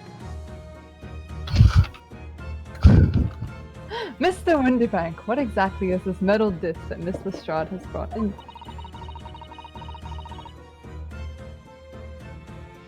Seems to have hundreds of tiny little bumps on its surface. Ah, this is a music disc, you see, for use inside a music box. It is a CD or a CD in a music box. What? You didn't know what a music box is? You Eastern lot ain't too savvy, eh? I know what a music box is, I've just never seen one of those discs before. The small protrusions on the metal disc encode the tune to be played by the music box. You simply insert the disc and set the machine going, and beautiful music plays. It's so incredible! Tell us, what tune is on this disc? Well, I'm afraid I couldn't tell you that. There are so many different types of music box, you see. British-made, German, Swiss. He's got the new Black Country New Road album on it. I have no way of knowing which particular machine this disc was made for. Ah, let's see. And that's it in a nutshell. I wouldn't have any customers for an item like this, even if the young lady forfeited it. But I'm already offering more than I should at a penny. That's a pack of lies. He told me he did. He said it was well. Who? Never you mind. It just ain't right. That's all. That's just worth good money. I know it is. Wait, Rory Brick has the. I know you couldn't have known. But I'm very cautiously reading a lock stock line. I know you couldn't have known because you're not that stupid, or else you wouldn't have walked in here with that "what's going on" look all over your Chevy Chase. Also, it's not during that scene where he's like, they're speaking in entirely in British slang about like, and there's like subtitles and shit. I remember because we were watching it on Amazon or something, and the actual subtitles were covering up the subtitles, and I had to like turn them off just for that. Well then, you'll have to try your luck at another pawnbroker's, won't you? Ah!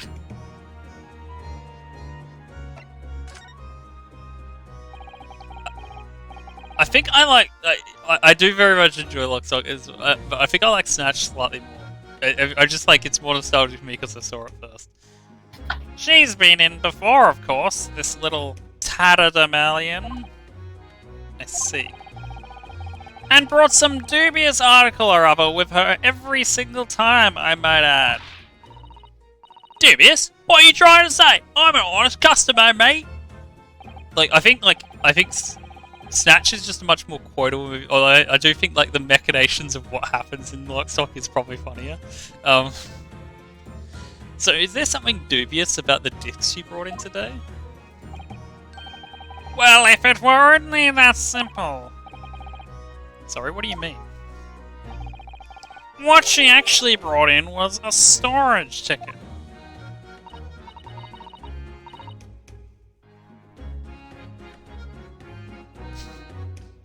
Ah, a storage ticket. So, I'm trying to think of a good Britpop quote.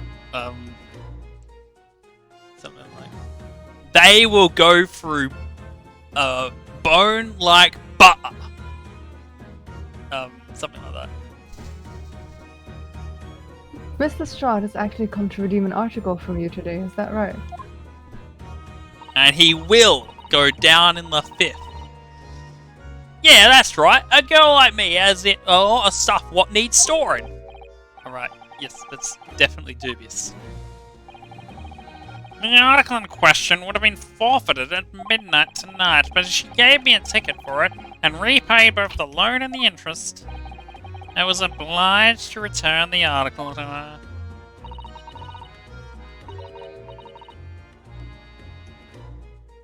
But what was the article? Do tell us, Mr. Windybank.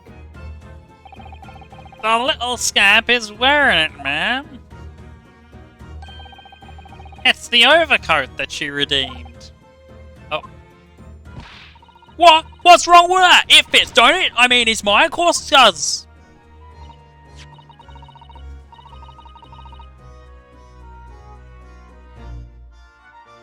So what about the disc then? How does that come into all this? Wouldn't this be funny if, like, I just did the entire dialogue like that? Every character?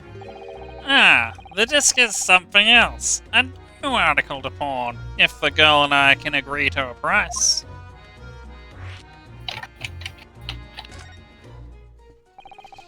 I'm confused. I thought you said that Miss Lestrade brought in a storage ticket today. It's really quite simple. Yes, the child brought me a storage ticket and the money owed on it, as you say. But this heavy black coat which you returned to her care as I'd understood it.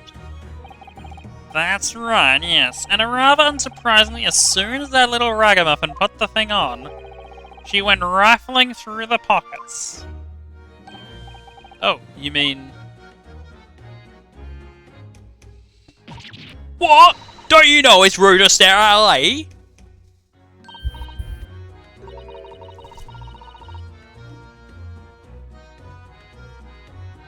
Ah, I see. So it came from the pocket of the overcoat, didn't it? If you mean this disc, then yes, exactly, ma'am.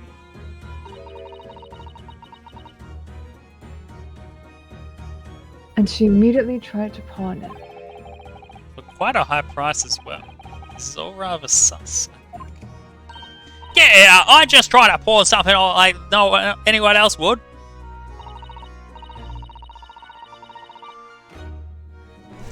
Miss Lestrade, may I ask who deposited the overcoat here in the first place? Ah, well, me. It doesn't really appear to be your size. Me old man, it's me old man's, ain't it? Is it Miss Lestrade?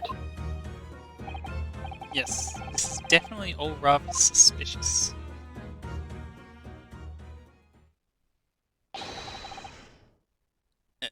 Out of my way, please. Is it Sholmes? No. Oh. Who this? Who's this picture postcard English gentleman? Wanna give him a crack? Good day to you, ladies, gentlemen. What's your problem, eh? There is no problem as long as you remove yourself. I have a matter to discuss with the proprietor.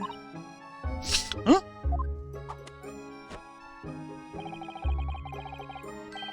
And if you intend to make a problem of it, I shall see you outside, little girl, for the hiding you deserve. Look, ain't it obvious? I ain't done talking to women yet. If you think you're such a gent, you know you should have to wait in line. Well, you are an impudent little brat, aren't you? This is the start of Pygmalion.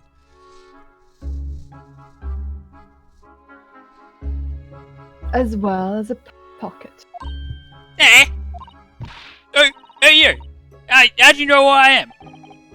Because I've been listening to this conversation. The question is, how do you not know who I am? Because of those 3 question marks, they're in the way.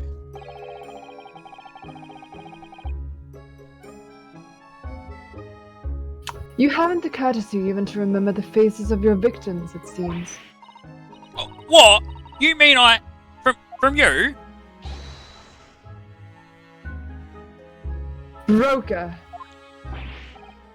Yes, sir.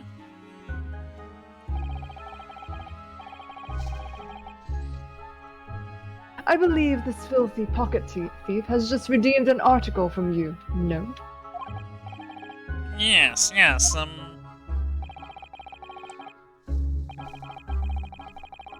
The article in question belongs to me. I demand for it to be returned at once. Oh my! Nah, it's alright. What are you trying to pull? Give me back my overcoat, you wastrel. And needless to say... You what? Well, how do you pronounce that? I don't. No, I'm not saying you. I'm talking about, like, Wasteful? the game. Like, what? Oh. A wasteful, good-for-nothing person. I think it's wastrel. I have no Okay. intention of seeing my dues gambled away by your wastrel of a son. Thank you, Google.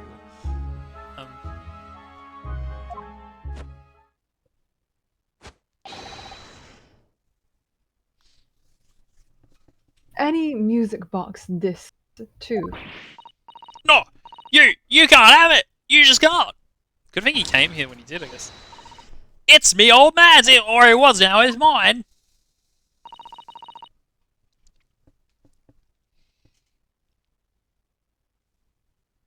Goodness, Mr. Naruhodo.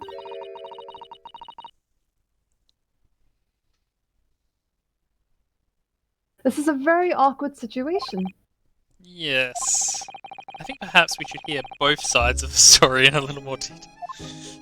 Oh my god, I'm a centrist.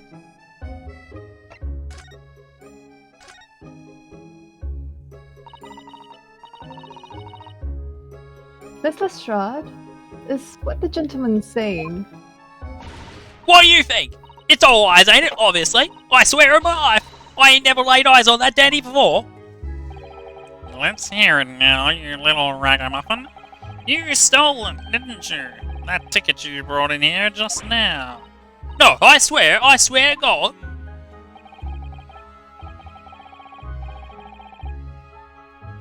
It was barely an hour ago. I was walking along the street, minding my own business, when this little gutterling ran into me. I knew at once what had happened. I've been robbed yet again, I thought to myself. Those wretched pickpockets. Yet again? Good grizzly bear. Oh, yes, as you can see, I'm a man of impeccable style. I mean, I won't deny it. This isn't the first time that I've been targeted by these backslum scoundrels.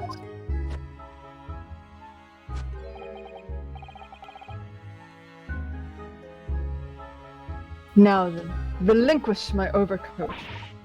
Grrr. Come along now, Miss Lestrade. Give the good gentleman his coat back. If you're going to cause trouble, I shall have no choice but to call the police. Or, why everything is me? Just look at this dandy comb, and you think I'm the dodgy one? I'm sorry, but no one's going to believe you. Guilty until proven innocent is truly an Ace Attorney game. Well, what about evidence? Yeah. Where's your evidence that I stole something, eh? Come on, let's see it.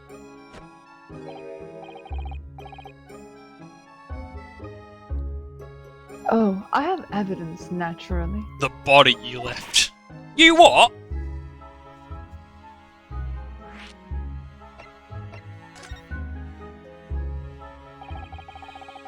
Evidence that the article Miss Lestrade redeemed actually belongs to this gentleman?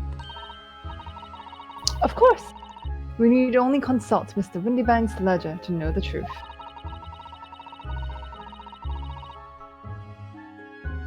We'll be able to look up the name of the person who deposited the article in the first place. Ah, it seems it was deposited by question marks. Yes, brilliant! I'm very sorry, but I'm afraid that won't be possible. Oh! I never ask customers' names. That's a strict policy of mine. But why not? Well now, as you can imagine, some of my customers have circumstances to consider. A great many of them prefer to maintain their anonymity. Yes, I see.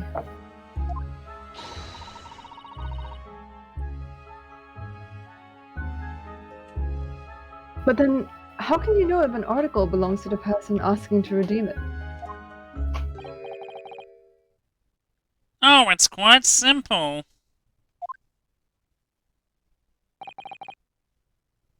Good sir, might I trouble you for the watchword associated with the article in question? Of course. It's Professor. Professor? Yes, that's right. And all the evidence we need. This gentleman is the rightful owner of the article. Without doubt. Well, I mean, there's only like 8,000 words, you know, like, yada yada yada. Oh, a watchword, interesting.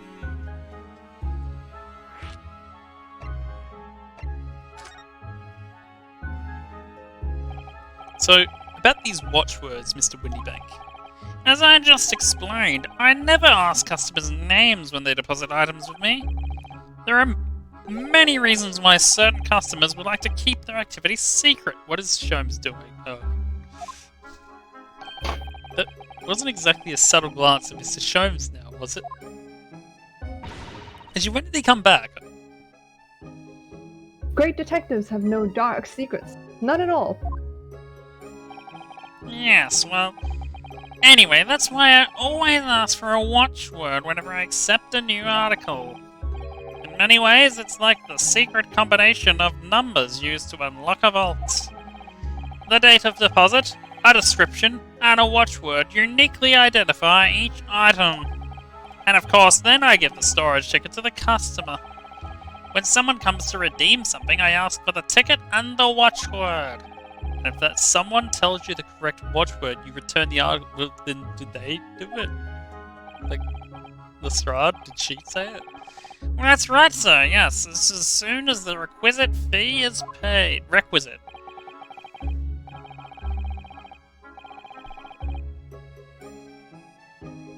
And I have supplied you with the information you require already, but for the avoidance of doubt... The article in question is an overcoat, deposited 2 months ago, on 15th February.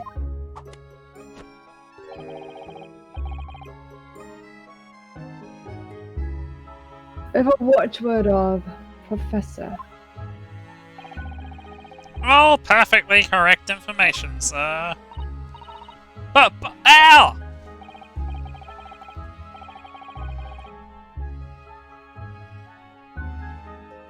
Really, this is beyond a joke now. There is no further room for doubt.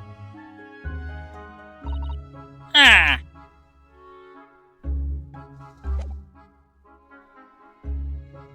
We just leave?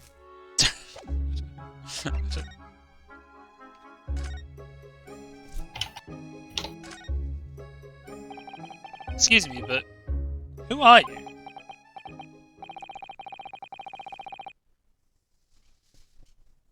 One would expect the inquirer to introduce himself first. Though clearly you are not British, so perhaps our ways are foreign to you. Oh, sorry, yes. We're from the Empire of Japan. We're studying here. Oh yes, Japan. I've heard talk of the place. What is that? It's so fabulous. Its inhabitants live on some fiery brown-colored soup, dressed up with exotic spices. It's called miso. No, he's talking about the Honshu. You might be thinking of somewhere else. And what was that theatrical gesticulation about? Perhaps. Anyway, if you're a gentleman, sir. Oh, he does have a big hat, so that's how you know he's a gentleman. You offer your own name first before inquiring after the name of another. Of course, yes. I'm Ryunosuke Naruhodo. I'm a lawyer. Well, I'm a student of law. I'm a witcher.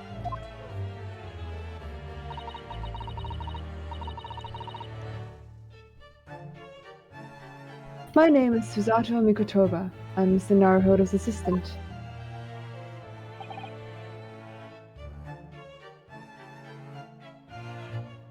I see.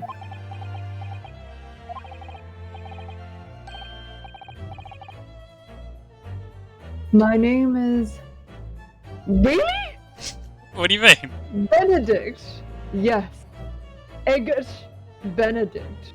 What? Oh, Why? is this a pun on Eggs Benedict? Yes.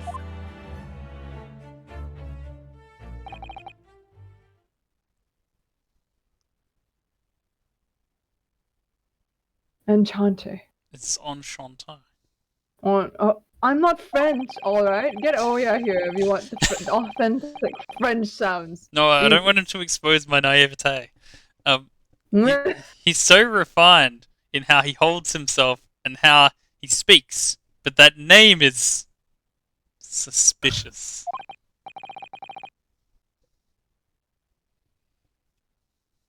Now, to the matter at hand.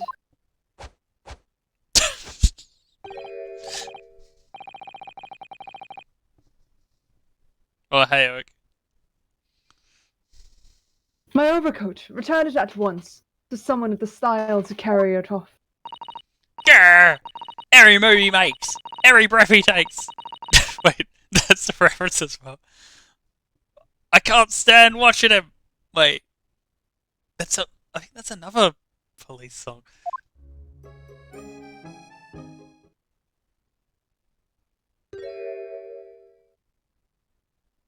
Or maybe to say, every move you make, every breath you take, I can't stand watching you.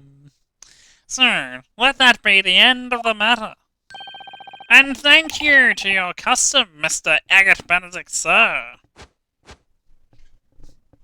Oh my god, he needs to stop doing that. What if he has a villainous breakdown and they're getting him more over the top? Oh god. With such reasonable rates of interest, I may even decide to come back. Yes, this is why I hate grown-ups. Just cause I'm a diver, everyone thinks I'm a liar. Is Dave a liar?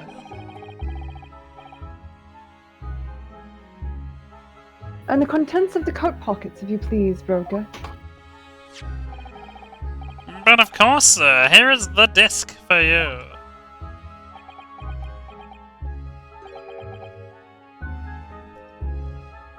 Just this one. Pardon, sir? I was expecting another. That is, I deposited another. Another disc? Oh, oh dear. I regret to inform you, sir, that was what deposited with me was... No, that what was deposited with me was merely the overcoat. The disc happened to be in one of the pockets, but I was completely unaware of it until now.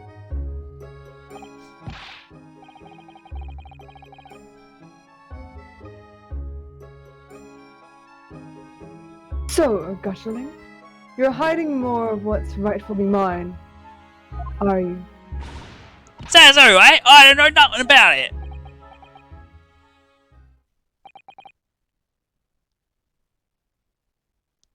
Very well. I will go along with this. Then I shall bid you farewell. Say goodbye to style. Yeah, I know, it just dropped out of the ARIA Top 50 this week. Wait a minute! That disc is mine! What? What do you think you're doing, you little... Wow, okay. I Sure, mean, I guess. I think it's appropriate for the time. You've drawn blood, you filthy animal. Nobody makes me bleed my own blood. Oh my, yes, there's blood on the disc. It's because of all those sharp little bumps. It's like a freaking pizza saw. Like, what do you call those things? Pizza cutter. That's it. The man must That have I don't scratched his even finger. use, by the way. What? I don't even use them, by the way. I just know it because of battle bombs. They're so sharp, though. Like, Yeah, that's pizza the- cutters are so sharp. I found it first, alright? I mean, it belonged to me old man. So, not having it. Oi, you take it. Me? If I have it, they'll have it on me again. So you keep hold of it. Strahd, why is this disc so important to it? The music box disc has been entered into the courtroom. You can't do that, there's no court case yet.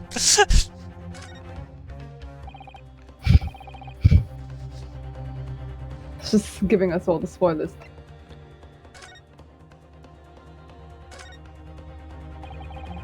Look at all the little bumps on the disc. They're so tiny.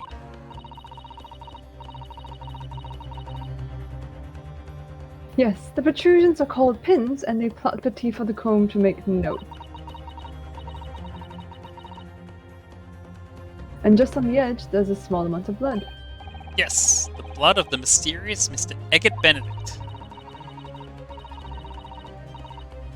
When Miss Lestrade tried to grab the disc from him, the pin scratched his fingers, it seems.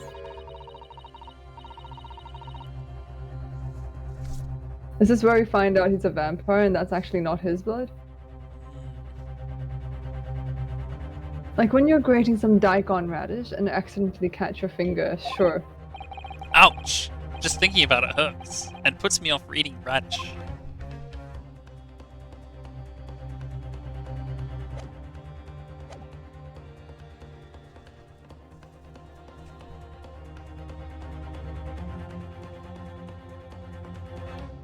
You there! In the black liver. Is it livery or livery? I don't know. Livery. I think it's livery. Hand that disc to me at once, please. No! Don't! He's lying! Grizzarps are all liars! Ugh, what do I do now? How am I going to resolve this? Yeet!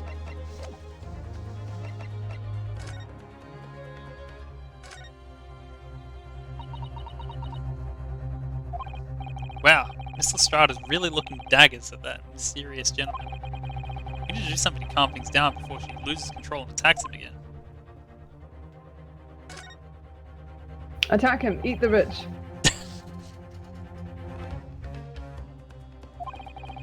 Look at those piercing eyes. He's clearly in no mood to talk.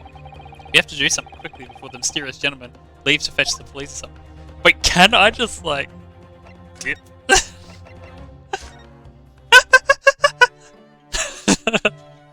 All is well.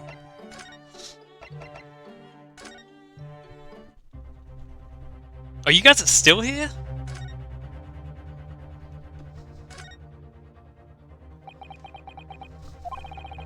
Mr. Winterback is clearly a loss here. We have to do something about this before he reaches for that revolver of his.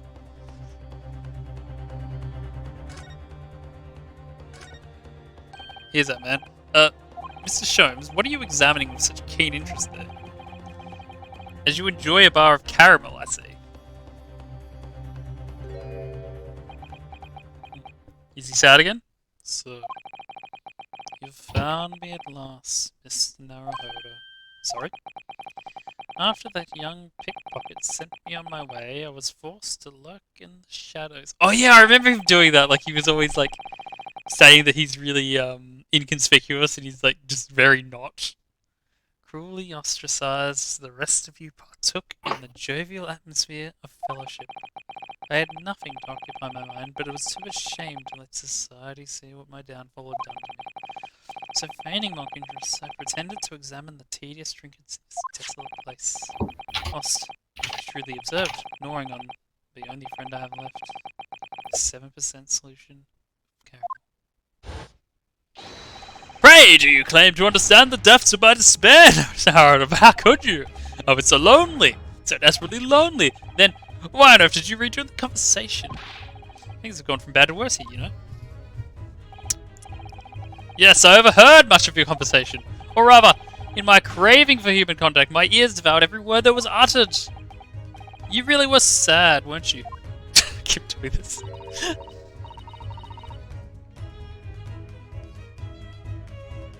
Poor Mr. Sholmes, I feel simply awful for you. It would seem that my inferences were correct. Oh, surely you're not about to tell us. We have solved the entire case once again. My dear madame, sometimes I wonder, were my genius for deduction to be commoditized? How much could I pawn it for? Seems Mr. Sholmes have had enough of his flashes of inspiration. But who knows if it will help solve the situation between Miss Lestrade and the mysterious gentleman. What's the right thing to do here? Okay. Leave it.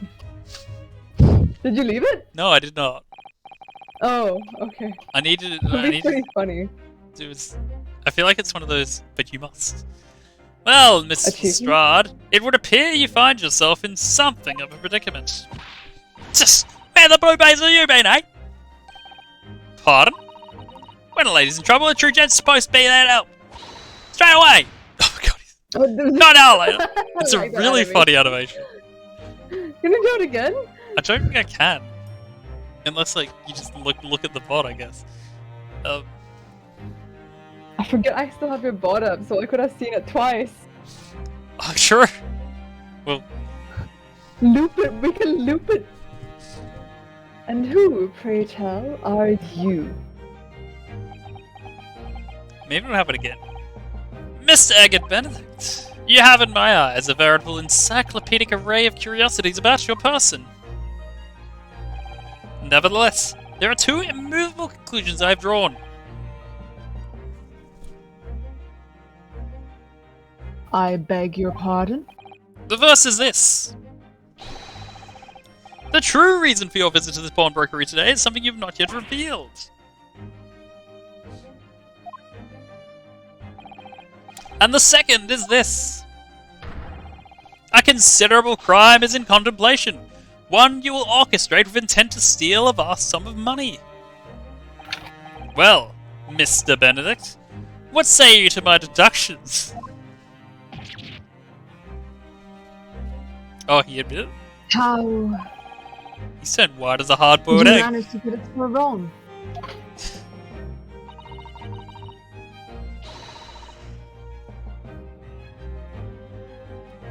It would seem that once again, Mr. Sholmes has made a flawless deduction.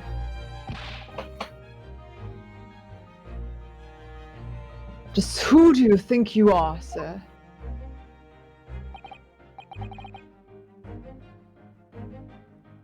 Ah yes, as I hoped. That is precisely the pained expression I was looking for. So, shall we begin? The time has come for yet another Herlock Sholmes's Logic and Reasoning Spectacular. Hell yeah.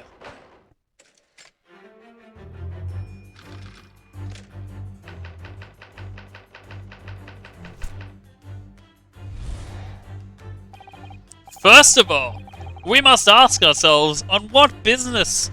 Oh, I can't stand up actually. I can't see myself. You ventured to this pawnbrokery today. Maybe I'll extend back. You claim to have followed this pickpocket here, having had the redemption ticket stolen from you on the street. No, I have to kneel down. It's not working. But that is tried. What? You tried. I tried too hard. I mean, I could do this, I guess.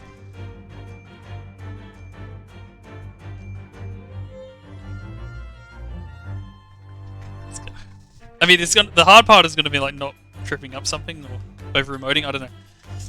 But also, this light is really bad.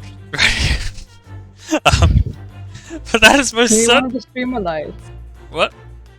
You need one of those streamer lights. Wait, what happens if I turn the lights off? Is it bad? It's worse. It's worse. Will it scare people? It will scare people. Stop scaring people, Derek. That's not what you want. The real truth is something quite different. The hunting of Derek. As revealed by that which you hold in your hand. Yes! The haunting of Derek, yes. What brought you to the shop in the first place is the staff recruitment flyer. The piece of paper in your hand is a staff wanted advertisement from this very shop. Yet even the most unobservant would soon realize that a man of your appearance has no need of such employ. Rich people don't work. In other words, there is some ulterior motive for your actions. The cane which you unwittingly clutched to your person exhibits an incontrovertible contradiction. What utter rot! I've had this cane for years. The contradictions of which I speak is, of course, the missing ferrule. The end of any walking cane would be terminated with a metal ferrule to protect the wooden tip. And yet detailed analysis shows the wooden tip of this stick to be utterly bare. Therefore, there is only one conclusion. The rod that you hold in your hands, which appears to be a walking cane, is in fact no cane at all.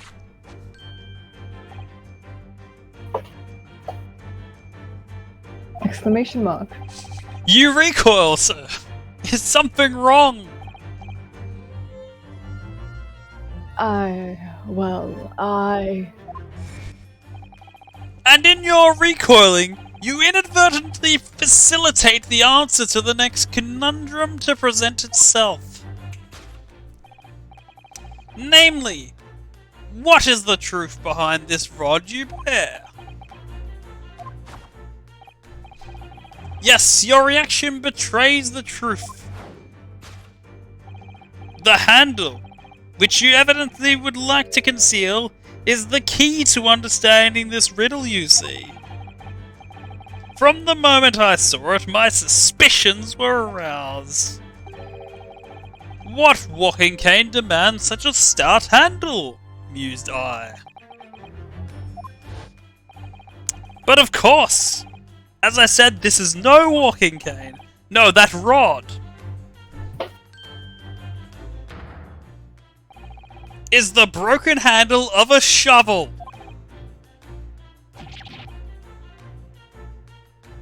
Are you insane? And now, having determined this undeniable truth, the conclusion is clear. Your true motive for coming here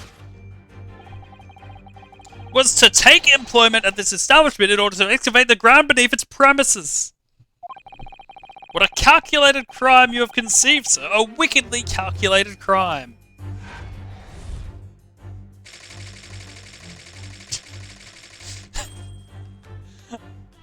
Of course, it's so obvious.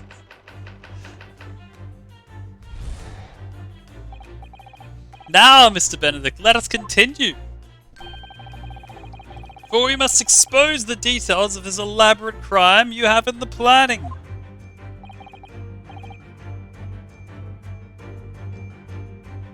This is utterly absurd. You suggest that I, a gentleman, intend to excavate the ground beneath this pawnbrokery with a broken shovel. What on earth do you propose I could expect to find here?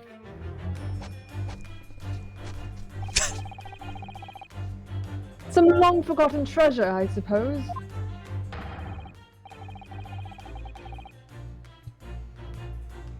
Save for such a fanciful theory, what possible reason could I have to do as you say? Oh, but there is ample reason! As you are only too well aware, Mr. Benedict. Ah, your furtive glance is more telling than I could have hoped! What? Let us consider what would motivate a man to infiltrate a shop such as this and covertly dig beneath its floor. The answer is revealed by the council notice on the counter to which your eyes were inadvertently drawn. This letter gives notice to public works to be carried out in the local area. And according to the enclosed plan of the upcoming sewerage works, beneath this shop runs a sewer that adjoins another, one that runs under the bank of this opposite side of the road.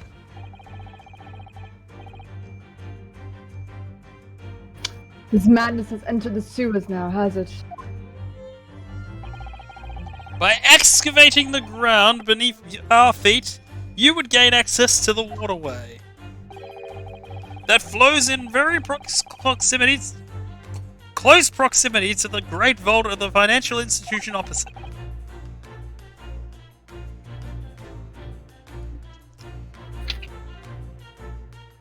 Get some big raincoat vibes right about now. What are you... In summary, sir, you've devised a master plan to pull off an elaborate bank robbery by the dint of the underground tunnels.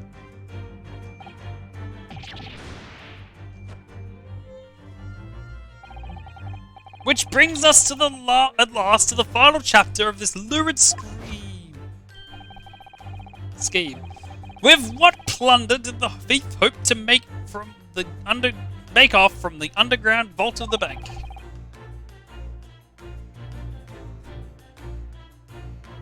Are you quite serious?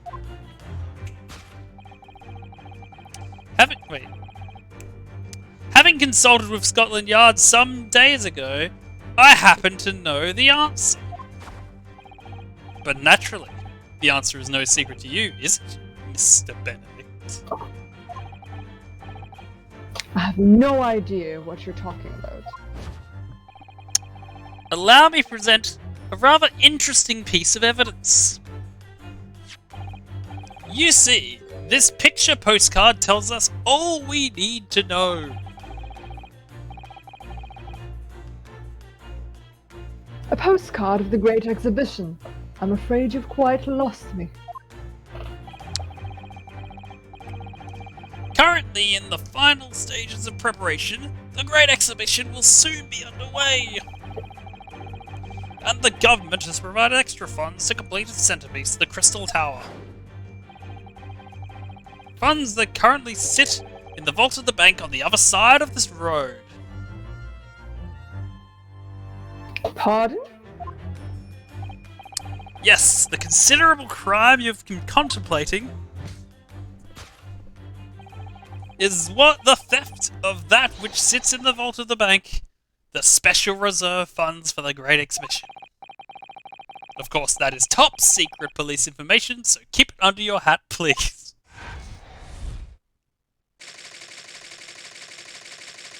A bit full of himself, this guy. Which one? This one. Thus concludes Herlock Sholmes' great deduction of this pawnbroking puzzle. Like, you know, the other Never one gonna has get this good camera reason, has a better reason of being a pompous idiot than this one. Mr. Sholmes.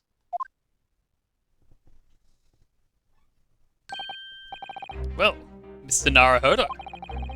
An impressively upbeat deduction for a detective racked with loneliness. Would you not agree? Was it true what he said about the bank of the road and what Hazardous vault? Indeed, though few know of its existence, it is one of the government's most closely guarded secrets. Gregson told me in strictest confidence. But you just announced it to everyone here. Rather loudly, in fact. Ah! And if it's such a big secret, how would Mr. Benedict have come to find out about it? There can be one explanation for that. Clearly it is because the man is a criminal.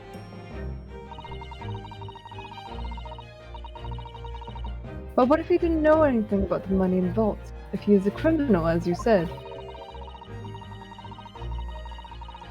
Then buying a brand new shovel is sure to be the first thing he does now that you've revealed the secret. Oh! Or if he doesn't, maybe Mr. Windybank. He already has plenty of shovels. Oh, my life, I assure you, I'm not so unscrupulous. Well, hopefully this has taught you a valuable lesson. Sensitive information must be handled with the utmost of care. One can never be sure that someone privy to secrets won't disclose them. And once the word is out, it's out. Perhaps I'll think twice before confiding in you next time, Mr. Sholmes. An excellent idea, Mr. Naruto! An excellent idea! Nobody should ever confide in him. He's aware. Well then, Mr. Naruhodo, you know what to do, I'm sure. Yes, let's listen to that great deduction again and see if we can massage it into shape. Please no. Very well then. Let us start once more from the beginning. I don't know, he sounded like he had it right the first time. Of Herlock Sholmes' magnificent logic and reasoning spectacular.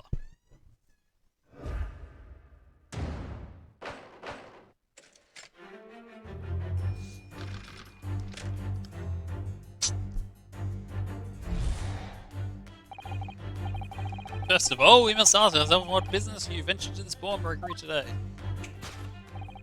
You claim to have followed this pickpocket here, having had the redemption ticket stolen from you on the streets. But that is most certainly a lie. The real truth is quite different. As revealed by that which you hold in your hand. Yes, what brought you to the shop in the first place is the staff recruitment flyer. So, by Mr. Sholmes' reasoning, Mr. Benedict came here to apply for a job so he could dig down through the floor.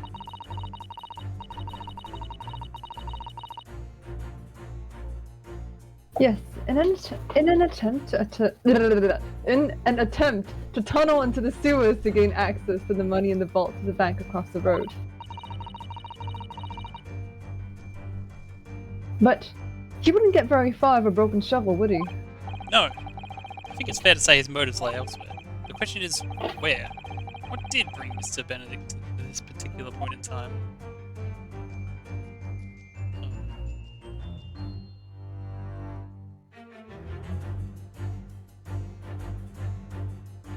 Is that? Actually, There's a rat under his hat. the rat in the hat. Or there's a raccoon. Either or.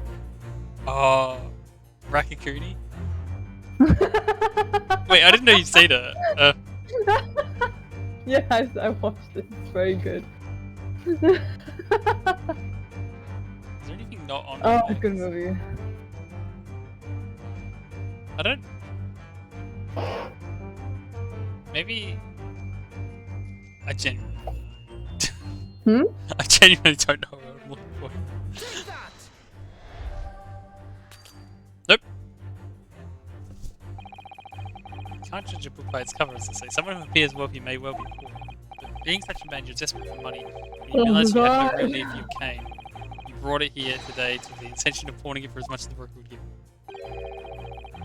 That deduction was wanting in every way. Yes, I was wanting you to hear it. I'm quite proud of it. I find myself wanting never to have heard it. I'm quite pained by it, in fact. Oh, sorry. I'll try again. There's so few things I can click on.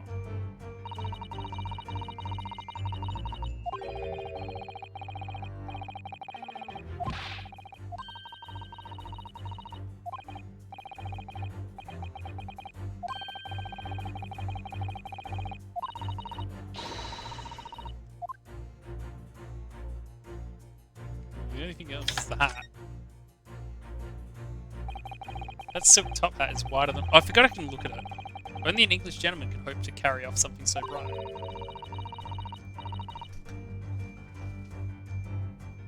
That looks so incongruous with the black overcoat, don't you think? He wasn't wearing it before. Perhaps it's the latest London fashion. I mean, that's just guesswork, of course.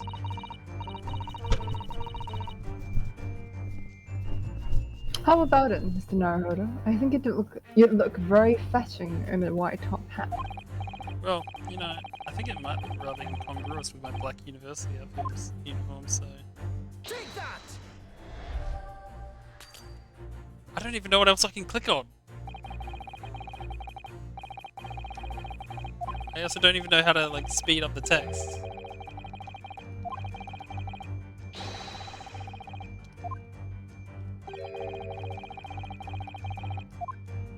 I swear I can speed it up, but...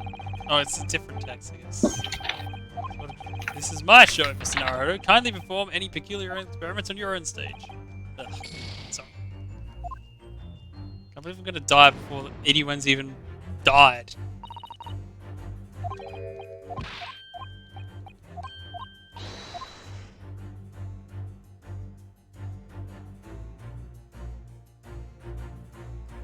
Am I crazy? There's nothing else I can get.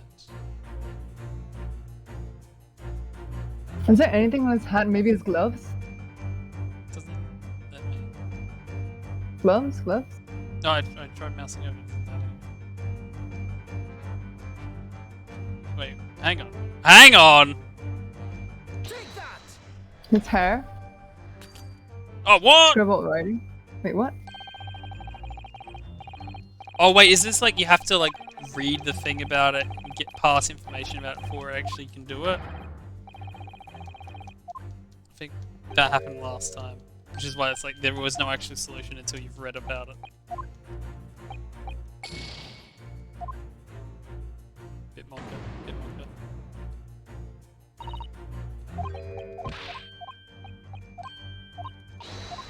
Which is weird in a game that so often like wants you to jump ahead.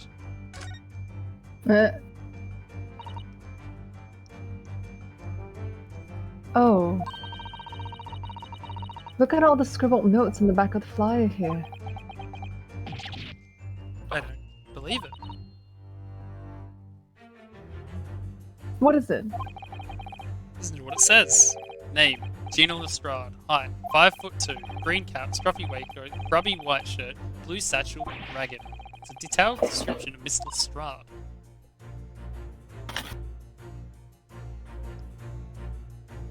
Goodness. There's even a sketch of her, hat and all.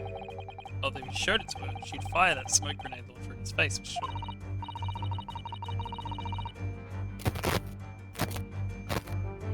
And look, the details of the shop have been written down here too.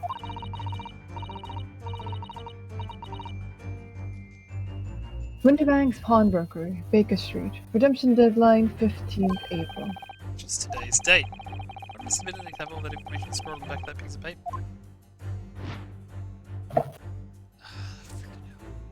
Take that!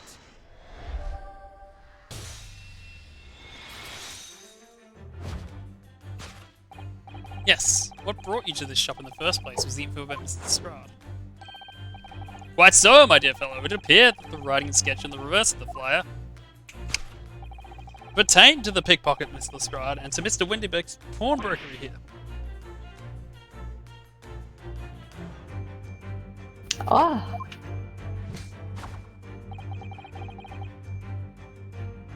You originally told us that you had merely given chase to Mr. Lestrade after you stole the redemption ticket. After Mr. Lestrade stole the redemption ticket. But that, sir, is a thinly veiled lie. It is the information on the back of the flyer that led you here today. By which I mean, here it's at Windybank's Pawnbrokery, and today the redemption deadline of that overcoat. So you waited outside for the young girl matching the description to have you've written down to revive. Oh, sorry. You've gone to some lengths to hide the reason for your pursuit, Miss Lestrade. In other words, there is some ulterior motive for your actions. cane, which you unwittingly clutch to your person, exhibits an incontrovertible contradiction. What utter rot! I've had this cane for years. The Wait, why are contradiction we of coming which I back to speak this? is, of course, the missing ferrule. What's a ferrule? It's the middle cap commonly found on the end of the cane, Mr. Naruhodo. Ah, the bit that makes the nice clacking sound on the pavement. Yes, exactly. Mr. Jones is right. It appears to be missing on this one. This isn't actually broken, does it? No, it doesn't. Though the gentleman certainly did recall when Mr. Sholmes identified the cane as suspicious. In other words, there's some secret about the cane that Mrs. Benedict would rather we don't know.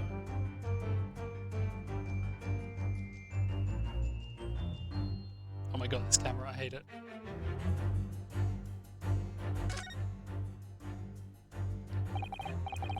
Here, Mr. Sato, there are some letters on the handle.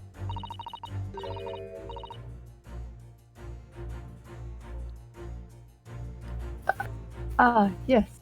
Those must be initials, I think.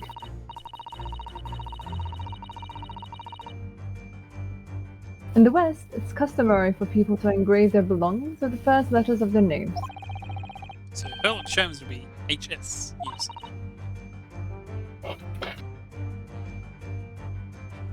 That's right.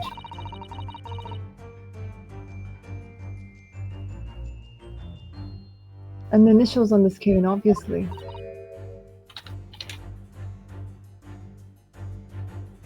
Oh. A-G. Why does it feel as though that's not quite right? Does that count as the contradiction?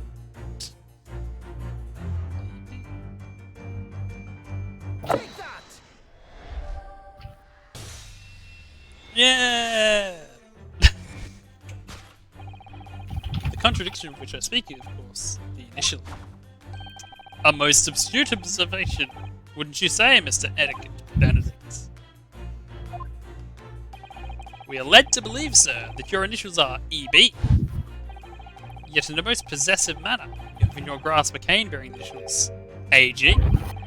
An incontrovertible contradiction indeed. Would you not agree?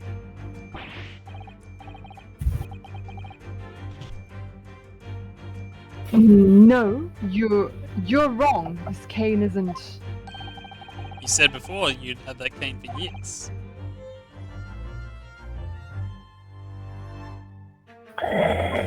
Sorry. So don't try and tell us that you just borrowed it from a friend or found it in the park.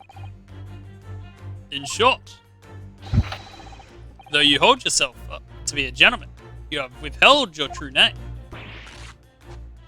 He doesn't want to get death noted. You recoil, sir. Is something wrong?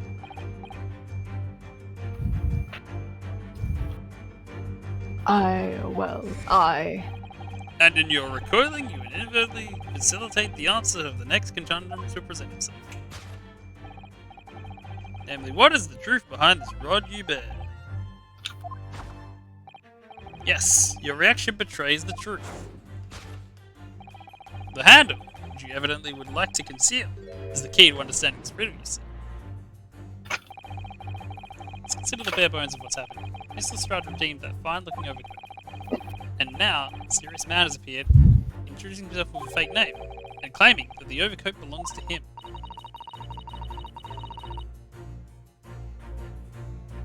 We know that he actually identified Mr. Stroud from the written description.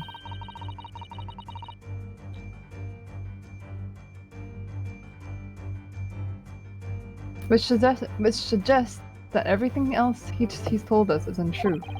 So what we need to do here is somehow prove that the overcoat cannot possibly belong to him.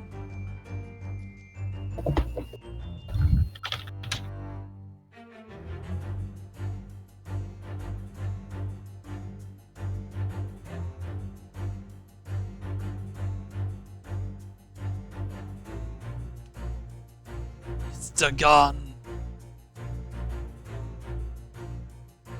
was this?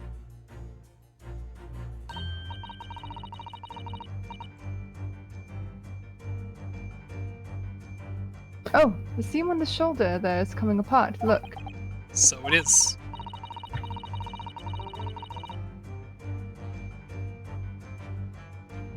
Do you know, a moment ago when Mr. Benedict was surprised by something that was said,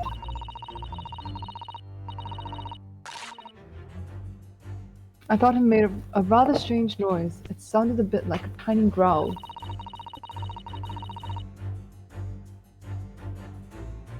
But now I think it was probably the sound of his seam ripping open. Looking closely, it does seem to be a very tight fit. The sleeves are stretched to burst, and he wouldn't have a hope of fastening them. If we were to run around it, I'm sure the whole thing would fall apart.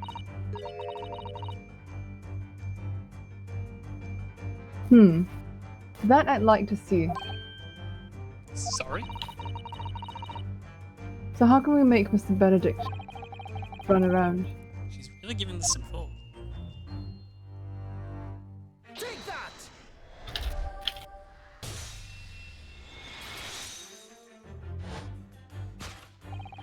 The split seam, which you evidently would like to conceal, is the key to understand this riddle, you see.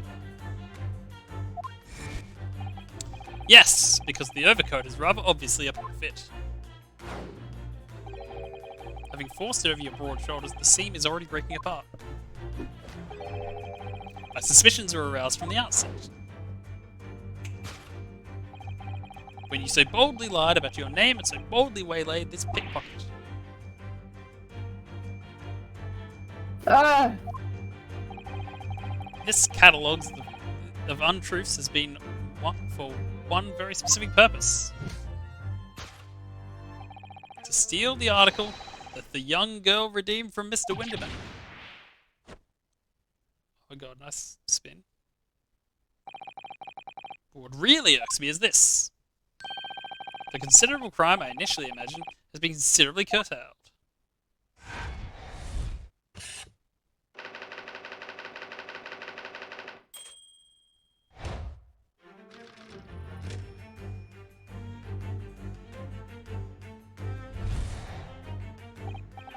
Now, Mr. Benton, let us continue. For we must expose the details of this elaborate crime you have in the planning. This is utterly absurd. You suggest that I, a gentleman, designed a wheeze to filch some tawdry article upon it. I hate that statement so much. Those are words. Those are words, yes. Have you forgotten that I redeemed the article in the proper manner, using the watchword? Had I not been the one to deposit it in the first place? How could I possibly have known the relevant details? Laissez pas. Oh, but the watchword can be discovered. As you're only too aware, Mr. Bennett. Ah, your furtive glance is more telling than I could have hoped. What? Let us consider how one might come to learn a secret watchword relating to the pawn property of another. The method is revealed by the council notice on the matter which your eyes are inadvertently drawn.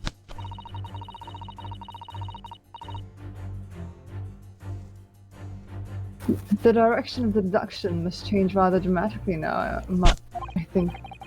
Yes, no more talk of tunneling through the sewers. Which is a pity because it all sounded rather exciting. Anyway, I can't deny this mysterious gentleman did know the watchword. Yes, Professor.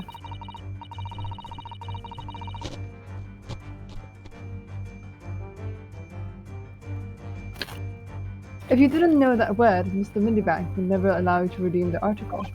Or, look the other way. If you did know that word, Mr. Winderback would allow you to redeem the article whether it was yours or not. So the question is, could this gentleman have found the watchword out somehow?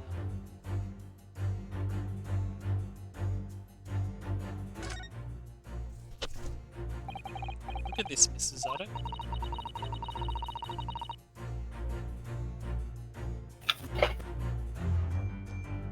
Ah, it appears to be a memo that Mr. Windybank has scribbled to himself. Let's see. What does it say? Oh, Professor!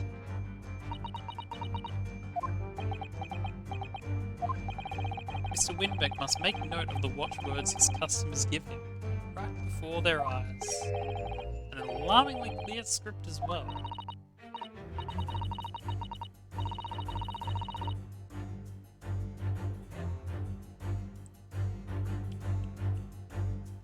Oh dear, I don't know where to look. Who knows what other secrets I might see? Take that!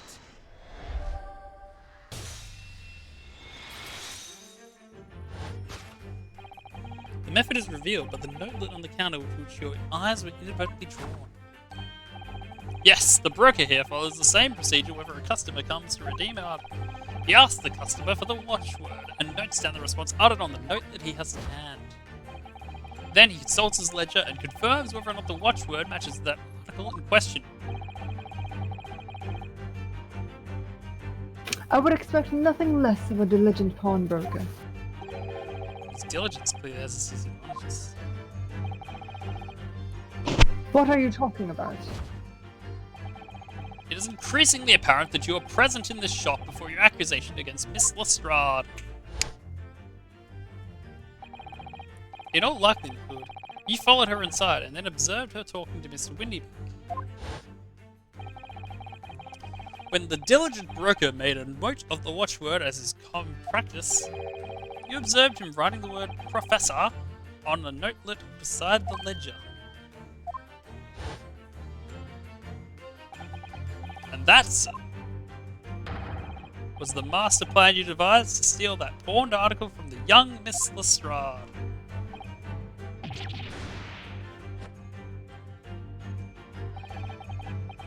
Which brings us at last to the final chapter of this lurid scheme. Why would you go to such lengths to redeem that particular article from this pawnbroker?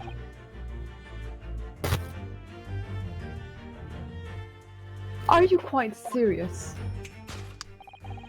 For an ill-fitting overcoat hardly seems to justify the effort, much less a worthless music box this. Naturally, you had a very good reason to make them yours, didn't you, Mr. Benedict? I have no idea what you're talking about. Also, I might have to dip in 15. Oh, I mean, I was planning on stopping when we got to this whole thing. Sorry? I was planning on stopping when we got to this whole thing. Allow me to present a rather interesting Fingers piece of crossed. evidence. It looks pretty close to it, you know?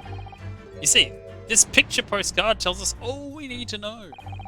The articles we're talking about are the overcoat and the music box that was in one of the pockets. But according to Mr. Winterbank, isn't even worth a penny. And yet this man went to such lengths to steal them. Why? I wonder if perhaps we already have the evidence we need to explain it, Mr. Naruhodo. Wait, really? I better have a thorough look for all the evidence we like this.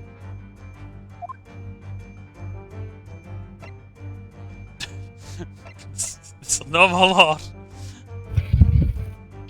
The band kind of looks like one of those trinkets that you have in shit, Ninja Gaiden Black.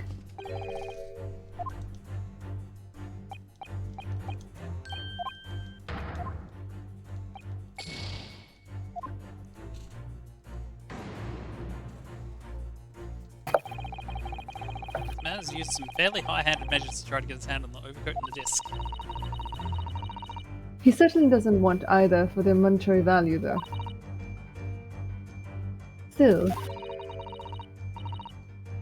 they must be of value somehow, to someone. You're getting a lot of scratching, breaking. This is the last piece of the puzzle. You're getting a lot of scratchy sounds. I'd better have another look through the evidence and see if there are any clues hiding. Did I not see everything on it? Like, is there something on the other? Piss off. Did it? Well then. You killed it, eh? Oh, there's a little scrap of paper stuck onto the reverse side of this. Look.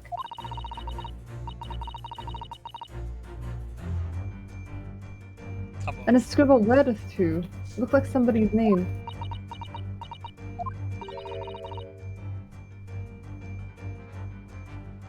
For McGilded. McGilded? It could be.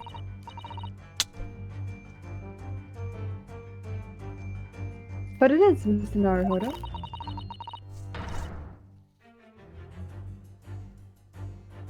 A name I shall never forget for as long as I live. Why? Why is his name on this?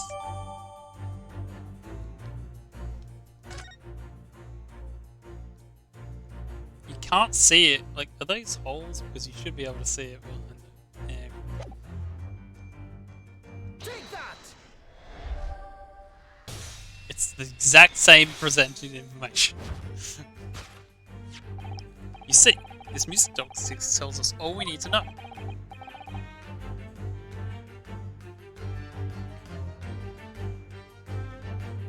What's that on the back? It reads, for McGilded.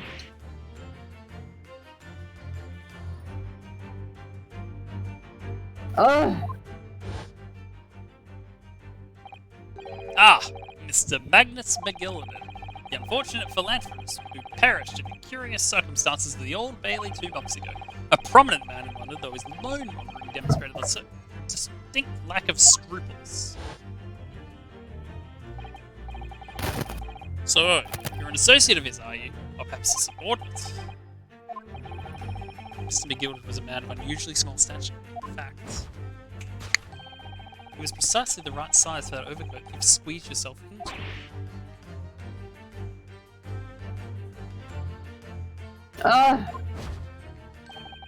But tried and he remained shrouded in mystery, Mr. Eggert Benedict.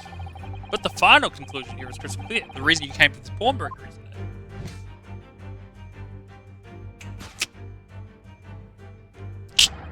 was to retrieve an article left behind by the late Magnus McGilded.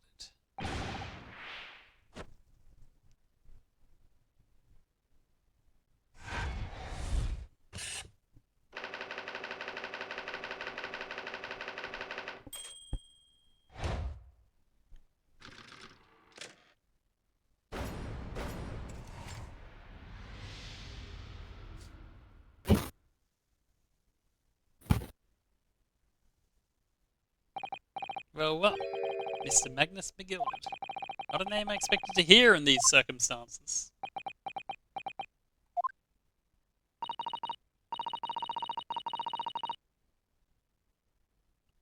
Mr. Sholmes, I'm afraid there's something very troubling on my mind.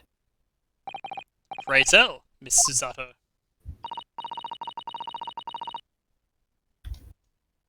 Well, according to what Mr. Windybank told us earlier,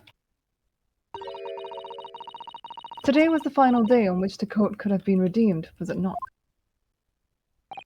Yes, ma'am, that is correct. Today would be precisely 2 months since it was first deposited. Well, today's 15th of April, so 2 months ago today. Would have been 15th of February, sir. That's right. Yes, it's all carefully recorded in my ledger. Deposited at 10:30 p.m., I see. What? But that suggests she was up past curfew. Wait a minute. Yes, 15th February. It's precisely the day in which the omnibus murder took place. And 10:30 in the evening. I wish I could remember everyone's alibis.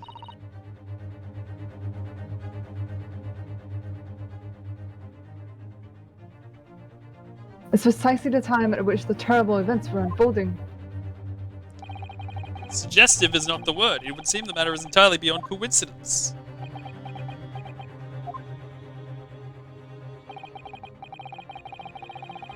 You are, of course, at liberty to make whatever outlandish deductions you choose. However... What? I must insist you hand over the music box disc now. It would be a terrible shame for you to return to your native land in a box. What do I do? There are some things a man must protect at all costs. It's maybe one of those things. Then again, it may not. Mr. Windybank, This is my shop. I can't allow any harm to come to my customers. If that were to happen, I should have to take my own life. Mr. Winnipeg, no. Alright, that's enough. Oh, it's him. Inspector Gregson. Inspector? That's right, sunshine. The alarm was raised on one of our dedicated emergency lines. So we got here as fast as we could. Now what's all this about, eh? Oh, praise be, you're here at last. I was moments away from forfeiting my own life in my very own establishment.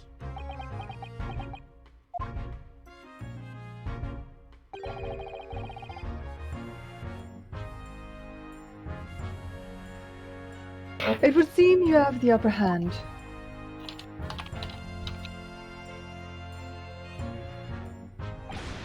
Right, you lot have got some explaining to do. I don't appreciate being bothered with some petty argy-bargy. Petty? Mr. Windybank very nearly met with his end.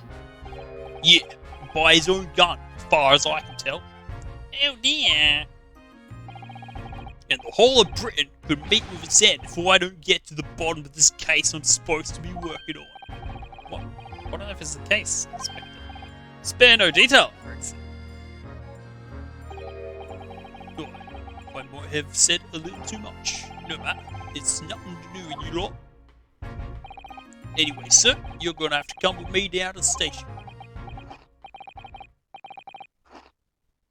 But of course, Inspector. Ugh! He's getting away! Get after him, lad! Whistle the beat officer too. Sir!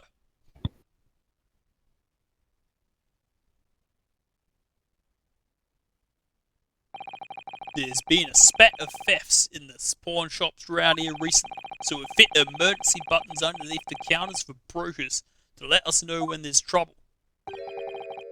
Oh, Inspector, I was very worried there for a while, very worried indeed. Now then, Mr. Permanently in mourning. Oh, yes? I'll be taking that whatever it is of Mr. McGilded and down to the yard, thank you very much. So, hand it over. Oh yes, of course. No, don't. Don't give it to him. It's mine, it is. Mine. Oh, I'm sorry, miss. But anything wrong with McGilded has to be taken in as evidence now. As evidence? If the police demand something as evidence, my dear fellow, we have no choice but to capitulate. It's all yours, Inspector. Sure.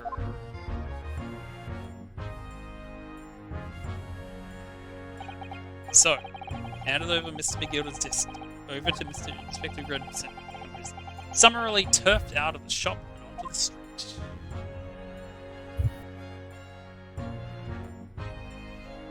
Oh, perfect! Nice.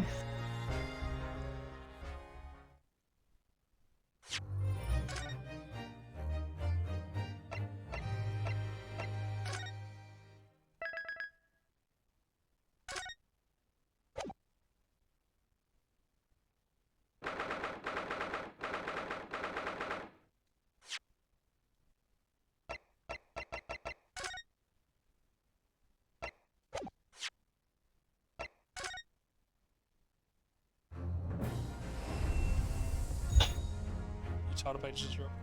Cool. When do you want to do this again?